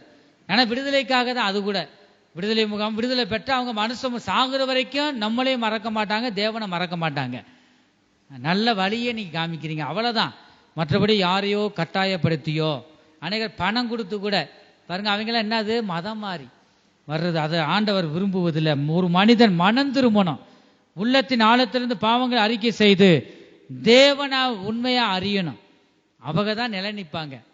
ஏதோ ஆதாயத்துக்காக வர்றவங்க நிக்க மாட்டேன். அவன் சாக்கடை பாவம். அந்த சாக்கடை பண்ணியை குளிப்பாட்டி நடு வீட்டில் வச்சா என்ன செய்யும்? அது சொல்லுங்க, செகதிக்குள்ளேயே சாக்கடையில கிடக்கிற பண்ணிய கழுவி நடு வீட்டில் வச்சா அது எங்கே தான் போகும்? சாக்கடைக்கு தான் போகும். பாருங்க, அது புத்தி, அதோடைய புத்தி மாறல. அது புத்தி மாறல. பாருங்க, நான் கழுவப்பட்டிருக்கோம், நான் பரிசுத்தம் உள்ள பிள்ளைன்னா அதுக்கு தெரியாது. இந்த பண்ணி பாருங்க, பண்ணியை பத்தி சொல்லுவாங்க. இந்த பண்ணி தேவனை நோக்கி அண்ணாந்து வானத்தை பார்க்காதான். இது எதை நோக்கி போகும்? பண்ணி கீழே தான் கவுந்துக்கிட்டே போகுமா? எனக்கு ரொம்ப நாள் அது தெரியாது. மிருக ஜீவன்களோடு நீங்க தியானிக்கணும். வேத வசனத்துல இருக்கு, பண்ணி கீழே கவுந்துக்கிட்டே போகுமா. ஏன்னா கடைசி நேரத்துல தான் வானத்தை பார்க்குமா. எப்ப பார்க்கும்? பண்ணிய குப்பரக்க போட்டு தான் குத்துவாங்களாம், சாகடிப்பாங்களாம், அடிச்சு சாகடிப்பாங்களாம். ஆனா வருஷம் முழுவதும் தேவனை அறியாம நீ உலகத்தையே பார்த்துட்டு போயிட்ட, பணத்தையே பார்த்துட்டு போயிட்ட. இந்த பண்ணி பாருங்க, பாவத்திலேயே கீழே கிடக்கிற பாவத்திலேயே அசுத்தத்தவே தின்னு தின்னு தின்னு பாவத்தை தண்ணியை போல குடிச்சு, இந்த பண்ணியுடைய சுபாவம் அதுதான். பாருங்க, கடைசி நேரத்தை சாகும் போது பார்த்து என்ன பிரயோஜனம்? உனக்கு கொல்ல போறாங்க, உனக்கு இன்னும் வாய்ப்பு இல்லை. பாருங்க, பண்ணியை சாகடிக்கும் போது குப்பரக்க போட்டுதான். அப்பதான் தலை வானத்தை நோக்கி இருக்கும். வானத்தை பார்த்து ஒரு பிரயோஜனமும் இல்லை. பாருங்க, சாகும் போது நினைச்சு என்ன பிரயோஜனம்? ஆண்டவர் எத்தனோ அது மாதிரிதான் தேவனுடைய ஒரு சில பிள்ளைகள் பாருங்க மனம் திரும்ப மாட்டாங்க. வசனருக்கு மனம் திரும்புக்கு ஏற்ற கனிகளை நீ தரணும், என்னோட நீ உடன்படிக்கை பண்ணினேயே, அதுல உண்மையாக நீ இருக்கணும். அதை தான் ஆண்டவர் பார்க்கிறார். இந்த பண்ணி பாருங்க கடைசியாத்த வானத்தை பார்க்குது, பார்த்தும் பிரயோஜனம் இல்லை. முடிவோ மரணம், பாவத்தின் சம்பளம் மரணம். ஆனபடினால நம்ம தொடர்ந்து கடைசி காலம், இந்த பூமியில எதையும் நம்மளால சாதிக்க முடியாது. அந்த பூமியில உலக பிரகாரமா சாதிக்கலாம், ஆனா இந்த சாதனை நம்மளை அங்க கொண்டு போகாது. பாருங்க, நம்ம ஜீவனை நஷ்டப்படுத்திடக்கூடாது. உலகம் முழுவதும் ஆதாயப்படுத்தி கொண்டாலும் பாருங்க, நம்ம ஜீவன் நஷ்டப்படுத்தினால் என்ன பிரயோஜனம்? என்ன நம்ம அழிவு கிடையாது. இந்த ஆத்மாவுக்கு, இந்த ஆவி ஆத்மாவுக்கு அழிவு இல்லை. ஆனபடினால இந்த ஒரு சில சரீரத்துக்காக ஓடுறாங்க. இந்த சரீரம் அழிந்து போறதுங்க. நிரந்தரமான சரீரம் இது இல்லை. வாடகை வீட்டில் இருக்கோம். நம்ம எந்த வீட்டில் இருக்கோம் சொல்லுங்க? உங்க ஜீவன் எதுல இருக்கு? வாடகை வீடு. நம்ம இந்த சரீரம் வாடகை வீடுங்க. ஆண்டவர் எந்த நேரம் நேசித்தா அவர் எடுப்பார். எங்க பாப்பா மூத்த பிள்ளையே பாருங்க, ஆண்டவரே சொல்லி போச்சு. வந்துட்டு அந்த ஆண்டவரை எடுக்க வேணான்னு உயிரை பிடிக்க முடியுமா என்னால? அதுக்கு நமக்கு இல்லை. இயற்கைக்கு மேலாக சக்தி படைத்தவர் தான் நம்முடைய தேவன், இயற்கையே சிருஷ்டித்த தேவன். அப்ப நம்ம ஒன்றும் இல்லைங்க.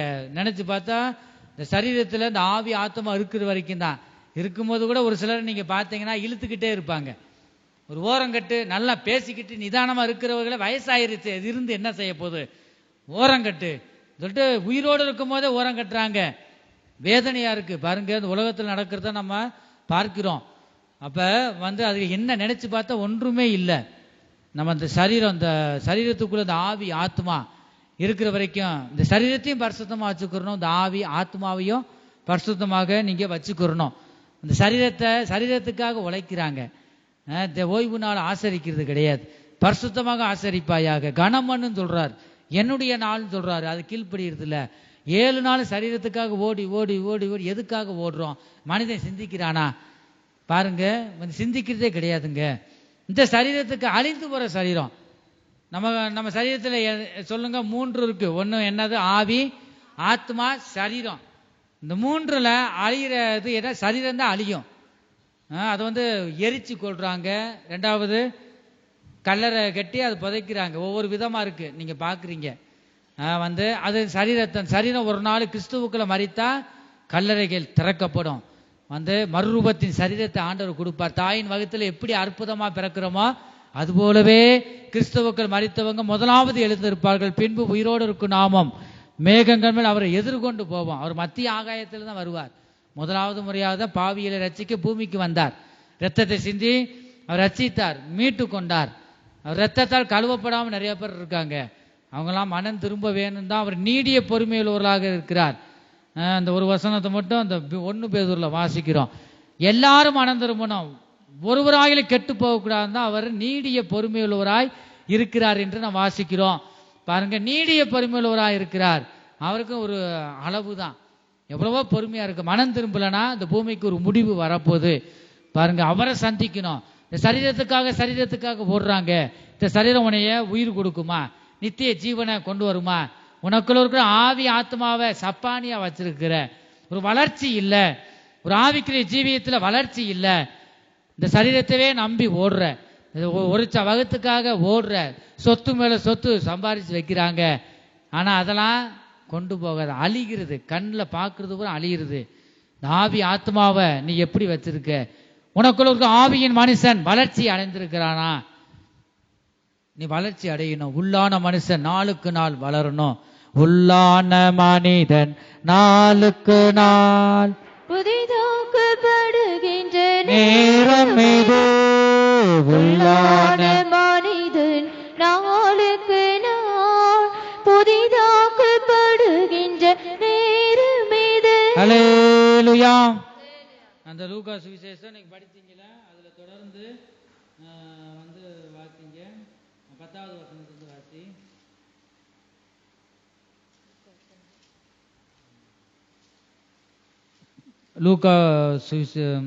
லூக்கா சுவிசேஷம் 15வது அதிகாரம் 10லிருந்து வாசி. சீக்கிரம் வாசி. அதுபோல மனம் திரும்புகிற ஒரே பாவி நிமித்தம் தேவனுடைய தூதருக்கு முன்பாக சந்தோஷம் உண்டாயிருக்கிறது என்று உங்களுக்கு சொல்லுகிறேன் என்றார். பின்னும் அவர் சொன்னது, ஒரு மனுஷனுக்கு 2 குமாரர் இருந்தார்கள். ஒரு மனுஷனுக்கு 2 குமாரர். குமார்னா பையங்கன்னு அர்த்தம். 2 குமாரர். சொல்லுங்க, ஒரு மனுஷனுக்கு எத்தனை பிள்ளை இருந்ததா? 2 குமாரர் இருந்தாங்க. அவர்களில் இளையவன் தகப்பனை நோக்கி, தகப்பனை, ஆஸ்தியில் எனக்கு வரும் பங்கை எனக்கு தர வேண்டும் என்றான். ஆஸ்தியில தகப்பன் சொத்து இல்லைன்னா கழுத்தை நெரிச்சு கூட கொன்றுவாங்க. அப்படிப்பட்ட உலகத்தில் நம்ம இருக்கிறோம். பாருங்க, இவருக்கு சொத்துக்கள் இருக்கு, 2 பையன்தான், பிள்ளைய கூட இல்லை, 2 பையங்க தான். எங்க நமக்கு தான் தரப்போறாருன்னு அவனுக்கு நம்பிக்கை இல்லை. அவன் பாருங்க, துன்மார்க்கமாக தேவனுடைய வழியை விட்டு போகிறதுக்கு அவன் தகப்பன்ட்ட கேட்கிறான். அந்தபடி அவன் அவர்களுக்கு தன் ஆஸ்தியை பங்கிட்டு கொடுத்தான். அவர் ஒன்னும் சொல்லல. சரிப்பா, நான் உயிரோடு இருக்கும் போதே உங்களுக்கு நான் கொடுத்துட்டாரு. அவர் மேல தப்பு இல்லை. கேட்கிறானே என்ன செய்ய சொல்லிட்டு சொன்னாலும் அவனுக்கு புத்தி வராது, தெளிந்த புத்தி இல்லை. தகப்பன் சொல்ல கேட்கிறவன் இல்லை. அவன் கேட்கிறான். அப்புறம் என்ன பண்ண சொல்லிட்டு அவன் தகப்பனும் பகிர்ந்து கொடுத்துட்டார் சொத்தை.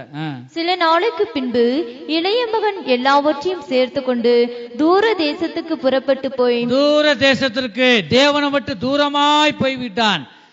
சொத்துக்கள்லாம் சேர்த்து தேவன் கொடுத்த ஆசீர்வாதத்தெல்லாம் பாருங்க, அவன் சேர்த்து எங்க போறான்? தூரமா போறான். தேவனை விட்டு தூரமாக போகிறான். அங்கே துன்மார்க்கமாய் ஜீவனம் பண்ணி தன் ஆஸ்தியை அழித்து துன்மார்க்கமா தேவனுடைய மார்க்கத்தை மீறி நடக்கிறான். துன்மார்க்கமாக பாவம் செய்கிறான். செய்து தேவனுடைய ஆசீர்வாதத்தை அங்க இழக்கிறான். எல்லாம் சொத்துக்களையும் அவன் செலவழித்து எல்லாவற்றையும் அவன் செலவழித்த பின்பு அந்த தேசத்திலே கொடிய பஞ்சம் உண்டாயிற்று. அப்பொழுது அவன் குறைவுபட தொடங்கி அந்த தேசத்து குடிகளில் ஒருவனிடத்தில் போய் ஒட்டி கொண்டான்.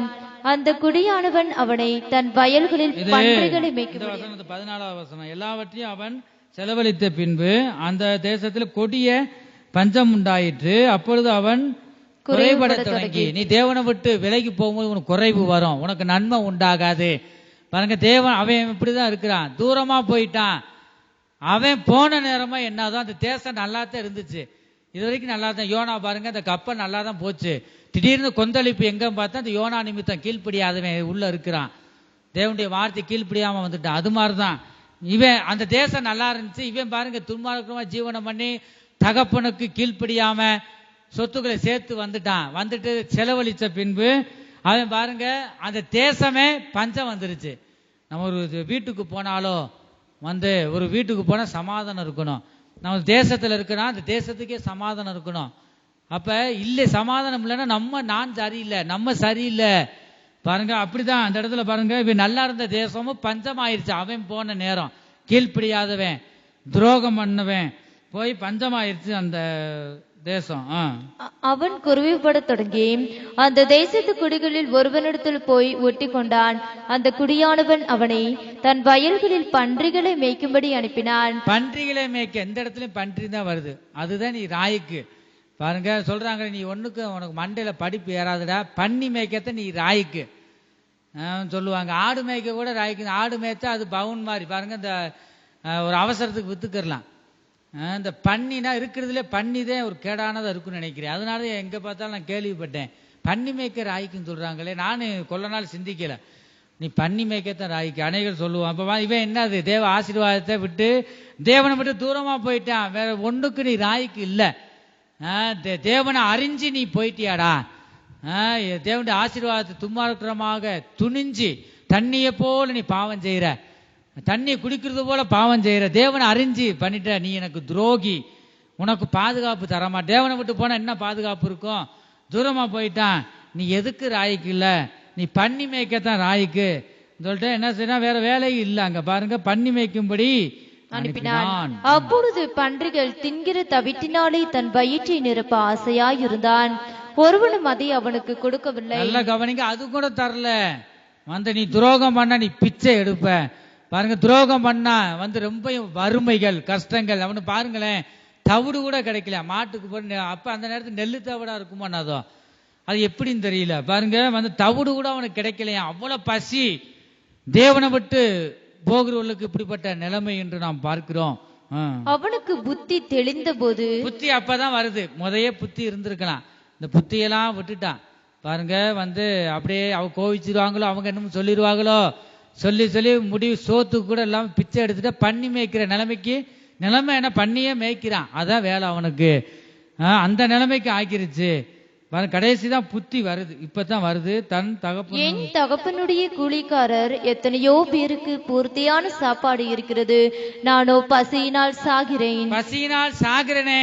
இந்த நிலைமைக்கு வந்ததுக்கு நான் தூரத்துல வந்துட்டேன், தேவனை விட்டு உண்மை விட்டு நான் வந்துட்டேன் ஆண்டவரே, அதனாலதான் இப்ப அனுபவிக்கிறேன் சொல்லிட்டு பாருங்க அவன் சொல்றான், நான் எழுந்து என் தகப்பனிடத்திற்கு போய், தகப்பனை பரத்துக்கு விரோதமாகவும். நல்லா கவனிங்க, தகப்பனிட்ட நான் போவேன் தீர்மானம் தான் பண்ணி மேய்ச்சிக்கிட்டு அந்த இடத்துல தீர்மானம் பண்றான். பாருங்க, தகப்பனே பரத்துக்கு விரோதமான யாரு, தேவனுக்கு விரோதமாய், ஆண்டவரே உமக்கு விரோதமாக நான் செஞ்சிட்டேன். நல்ல அந்த வசனம் பாருங்களேன், ஒண்ணு தகப்பனுக்கு விரோதமாய், தகப்பனுக்கு துரோகம் பண்ணிட்டேன், என் பிள்ளை நல்லா காப்பாத்தும் நம்பி இருந்தாரு, ஆனா அவரே விட்டு வந்துட்டேன். ரெண்டாவது, நீ கொடுத்த ஆசீர்வாதத்தை செலவழிச்சிட்டேன். தேவனே, நீ கொடுத்த உனக்கு நான் துரோகம் பண்ணிட்டேன். பாருங்க, உமக்கு விரோதமாகவும் உமக்கு முன்பாகவும் பாவம் செய்தேன். இனிமேல் உம்முடைய குமாரன் என்று சொல்லப்படுவதற்கு நான் பாத்திரன் அல்ல. அல்லேலூயா. மனம் திரும்பணுமா இல்லையா? பாருங்க, இந்த எப்பத்தான் மனம் திரும்புறான், ஒப்பு கொடுக்குறான், ஆண்டவரே பாவங்களை அறிக்கை செய்யறான். நான் எந்த குற்றத்தை செய்தேனோ இந்த நிலைமையில வந்திருக்கேன். ஒவ்வொருவரும் கடைசி சாகிற வரைக்கும் இந்த பிடிவாதம் போகாது. பாருங்க, குற்றத்தை அறிக்கையிடாம செத்து நரகத்துக்கு தான் மடியுதுங்க. பாருங்க, அப்படியும் ஒரு இது இருக்கு, கல் மனசு. இவன் பாருங்களேன், மனம் திரும்புகிறான். அப்படிப்பட்ட இருதயத்தை ஆண்டவர் பார்க்கிறார். உம்முடைய கூலிக்காரரில் ஒருவனாக என்னை வைத்துக் கொள்ளும் என்பேன் என்று கூலிக்காரர் எத்தனோ பேர் இருக்கிறாங்க, அதுல கூலிக்காரன் எடுத்துக்க. ஆனா உன்னுடைய குமாரன் என்று சொல்லப்படுவது நான் தகுதி இல்லை, எத்தனோ உனக்கு துரோகம் பண்ணிட்டேன். பாருங்க, அவ உண்மையா எவ்வளவு மனம் திரும்புறான், தாழ்த்துறான். எழுந்து புறப்பட்டு தன் தகப்பனிடத்தில் வந்தான். அவன் தூரத்தில் வரும்போதே அவனுடைய தகப்பன் அவனை கண்டு தகப்பனிடம் வருகிறான். பாவத்தை விட்டு அறிக்கை செய்து தேவனுடன் நெருங்கி வருகிறதை நாம் பார்க்கிறோம். மனதுருகி ஓடி அவன் கழுத்தை கட்டிக்கொண்டு அவனை முத்தம் செய்தான். குமாரன் தகப்பனை நோக்கி, தகப்பனை, பரத்துக்கு விரோதமாகவும், அங்க அறிக்கை செய்தது இங்கேயும் நேர அறிக்கை செய்யறத பார்க்கிறோம். பரத்துக்கு விரோதமாகவும் உமக்கு முன்பாகவும், பரத்துக்கு விரோதமாகவும் தேவனுக்கு விரோதமாகவும் உமக்கு முன்பாகவும் பாவம் செய்தேன் அப்பா. இனிமேல் உம்முடைய குமாரன் என்று சொல்லப்படுவதற்கு நான் பாத்திரன் அல்ல என்று சொன்னான். அப்பொழுது தகப்பன் தன் ஊழியக்காரரை நோக்கி, நீங்கள் உயர்ந்த வஸ்திரங்களை கொண்டு வந்து, போதும், வீடுகள்ல நீங்க அதை வாசிச்சு பாருங்க.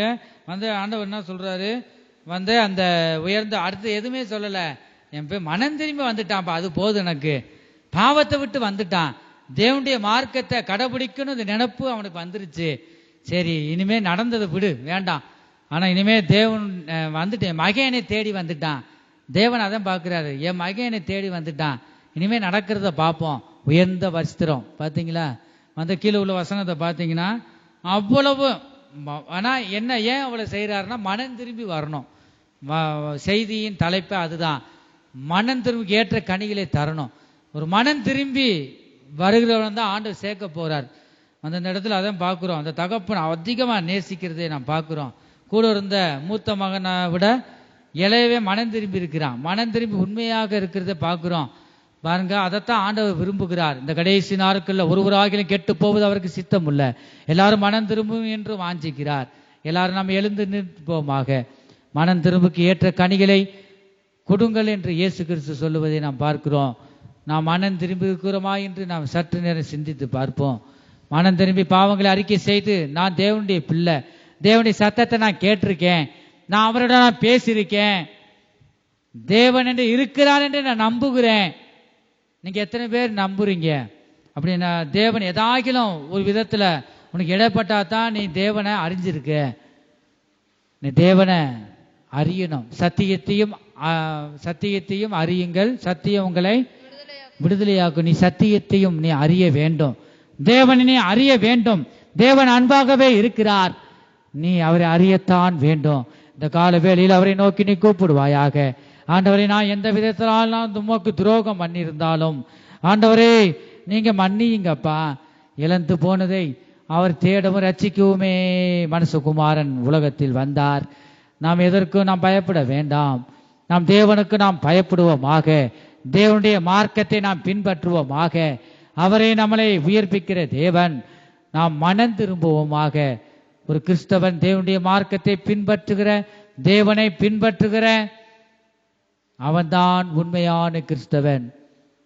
ஆனபடினால் இந்த கால வேளையில ஒப்பு கொடுப்போமாக, ஆவி ஆத்மா சரீரத்தை ஒப்பு கொடுப்போமாக. நான் எந்த விதத்திலாலும் என்னுடைய ஆவி ஆத்மா சரீரத்தை அசுசிப்படுத்திருக்கிறேன், ஆண்டவரை துக்கப்படுத்துகிற காரியம் ஏதாகிலும் இருக்குமானால் நீங்க மன்னியுங்கப்பா. அவரை நோக்கி நீ கூப்பிடு. குமாரன் உங்களை விடுதலையாக்கினால் மெய்யாகவே விடுதலை ஆவீர்கள் என்று நாம் பார்க்கிறோம். அவரை நோக்கி நீ கூப்பிடுவாயாக. ஹல்லேலூயா, ஹல்லேலூயா, ஆமென், ஆமென், ஆமென். வல்லம வல்லம தேவ வல்லம. ஹல்லேலூயா. ஆண்டவரே மகிமை மகிமை. மனந்திருவுக்கு ஏற்ற கனிகளை கொடுங்கள் என்று சொன்னார். மனந்திருவுக்கு ஏற்ற கனிகளை தந்து, நல்ல நல்ல கனிகளை தந்து தேவனை சந்திக்க நம்மளை ஆயத்தப்படுத்துவாராக. கர்த்தருக்கு ஸ்தோத்திரம்.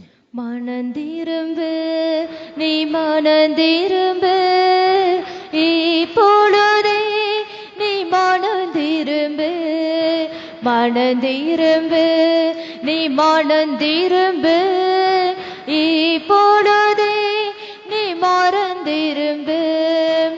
இது வேறு இன்றே மனந்திரும்பு, இது இதுவே அனுக்கிரக காலோ.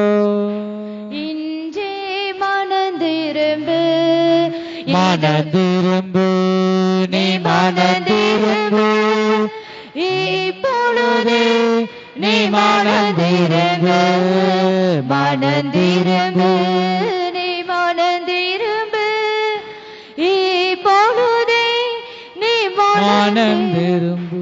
எங்கள் அன்பின் இயேசுவே, நாங்கள் நம்மை துதிக்கிறோம், ஸ்தோத்தரிக்கிறோம் அப்பா. பாடல் பகுதியும் ஆராதனை பகுதியும் ஆசீர்வதித்து நீர் எங்களோடு பேசின தீர்க்க தரிசன வார்த்தைகளுக்காக ஸ்தோத்திரம். ஆண்டவர், நீர் எங்களோடு பேசின ஜீவனுள்ள வார்த்தைகளுக்காக ஸ்தோத்திரம். அடியனை மறைத்து நீங்க வெளிப்பட்டீரே, உமக்கு ஸ்தோத்திரம் கர்த்தாவே. மனம் திரும்புக்கு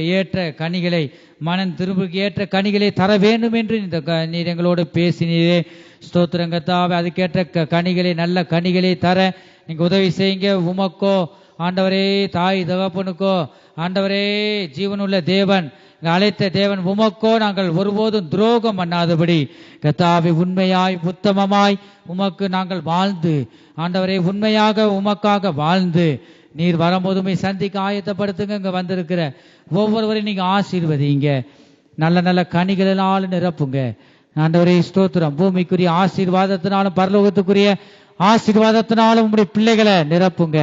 என்ன வருத்தத்தோடு வந்தார்களோ இங்க வந்திருக்கிற ஒவ்வொருவரையும் நீங்க வருத்தத்தை நீக்கி ஆண்டவரை நீங்க ஆசீர்வதிங்கப்பா. சமாதானத்துடன் வீட்டுக்கு திரும்பி போக அதுக்கேற்ற இருதயத்தை நீங்க தாங்க. தொடர்ந்து கர்த்தாவே, நீங்க உங்க பிள்ளைகளை பாதுகாத்து கொள்ளுங்க.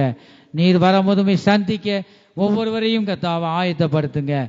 துதி கனம் மகிமையும் எல்லாம் உமக்கே செலுத்துகிறோம். இயேசு கிறிஸ்துவின் மூலமாய் வேண்டிக் கொள்கிறோம் நல்ல பிதாவே, ஆமேன். என் ஆத்துமாவே கர்த்தரை ஸ்தோத்திரி, என் ஆத்துமாவே கர்த்தரை ஸ்தோத்திரி, அவர் செய்த சகல உபகாரங்களையும் மறவார். ஆமேன். கர்த்தராகிய இயேசு கிறிஸ்துவனுடைய கிருபையும் தேவனுடைய அன்பும் அவருடைய பாதுகாவலும் பரிசுத்த ஆவியுடைய ஐக்கியமும் நம்ம அனைவரோடும் கூட என்றென்றைக்கும் சதா காலங்களிலும் இருப்பதாக. ஆமேன். அல்லேலூயா.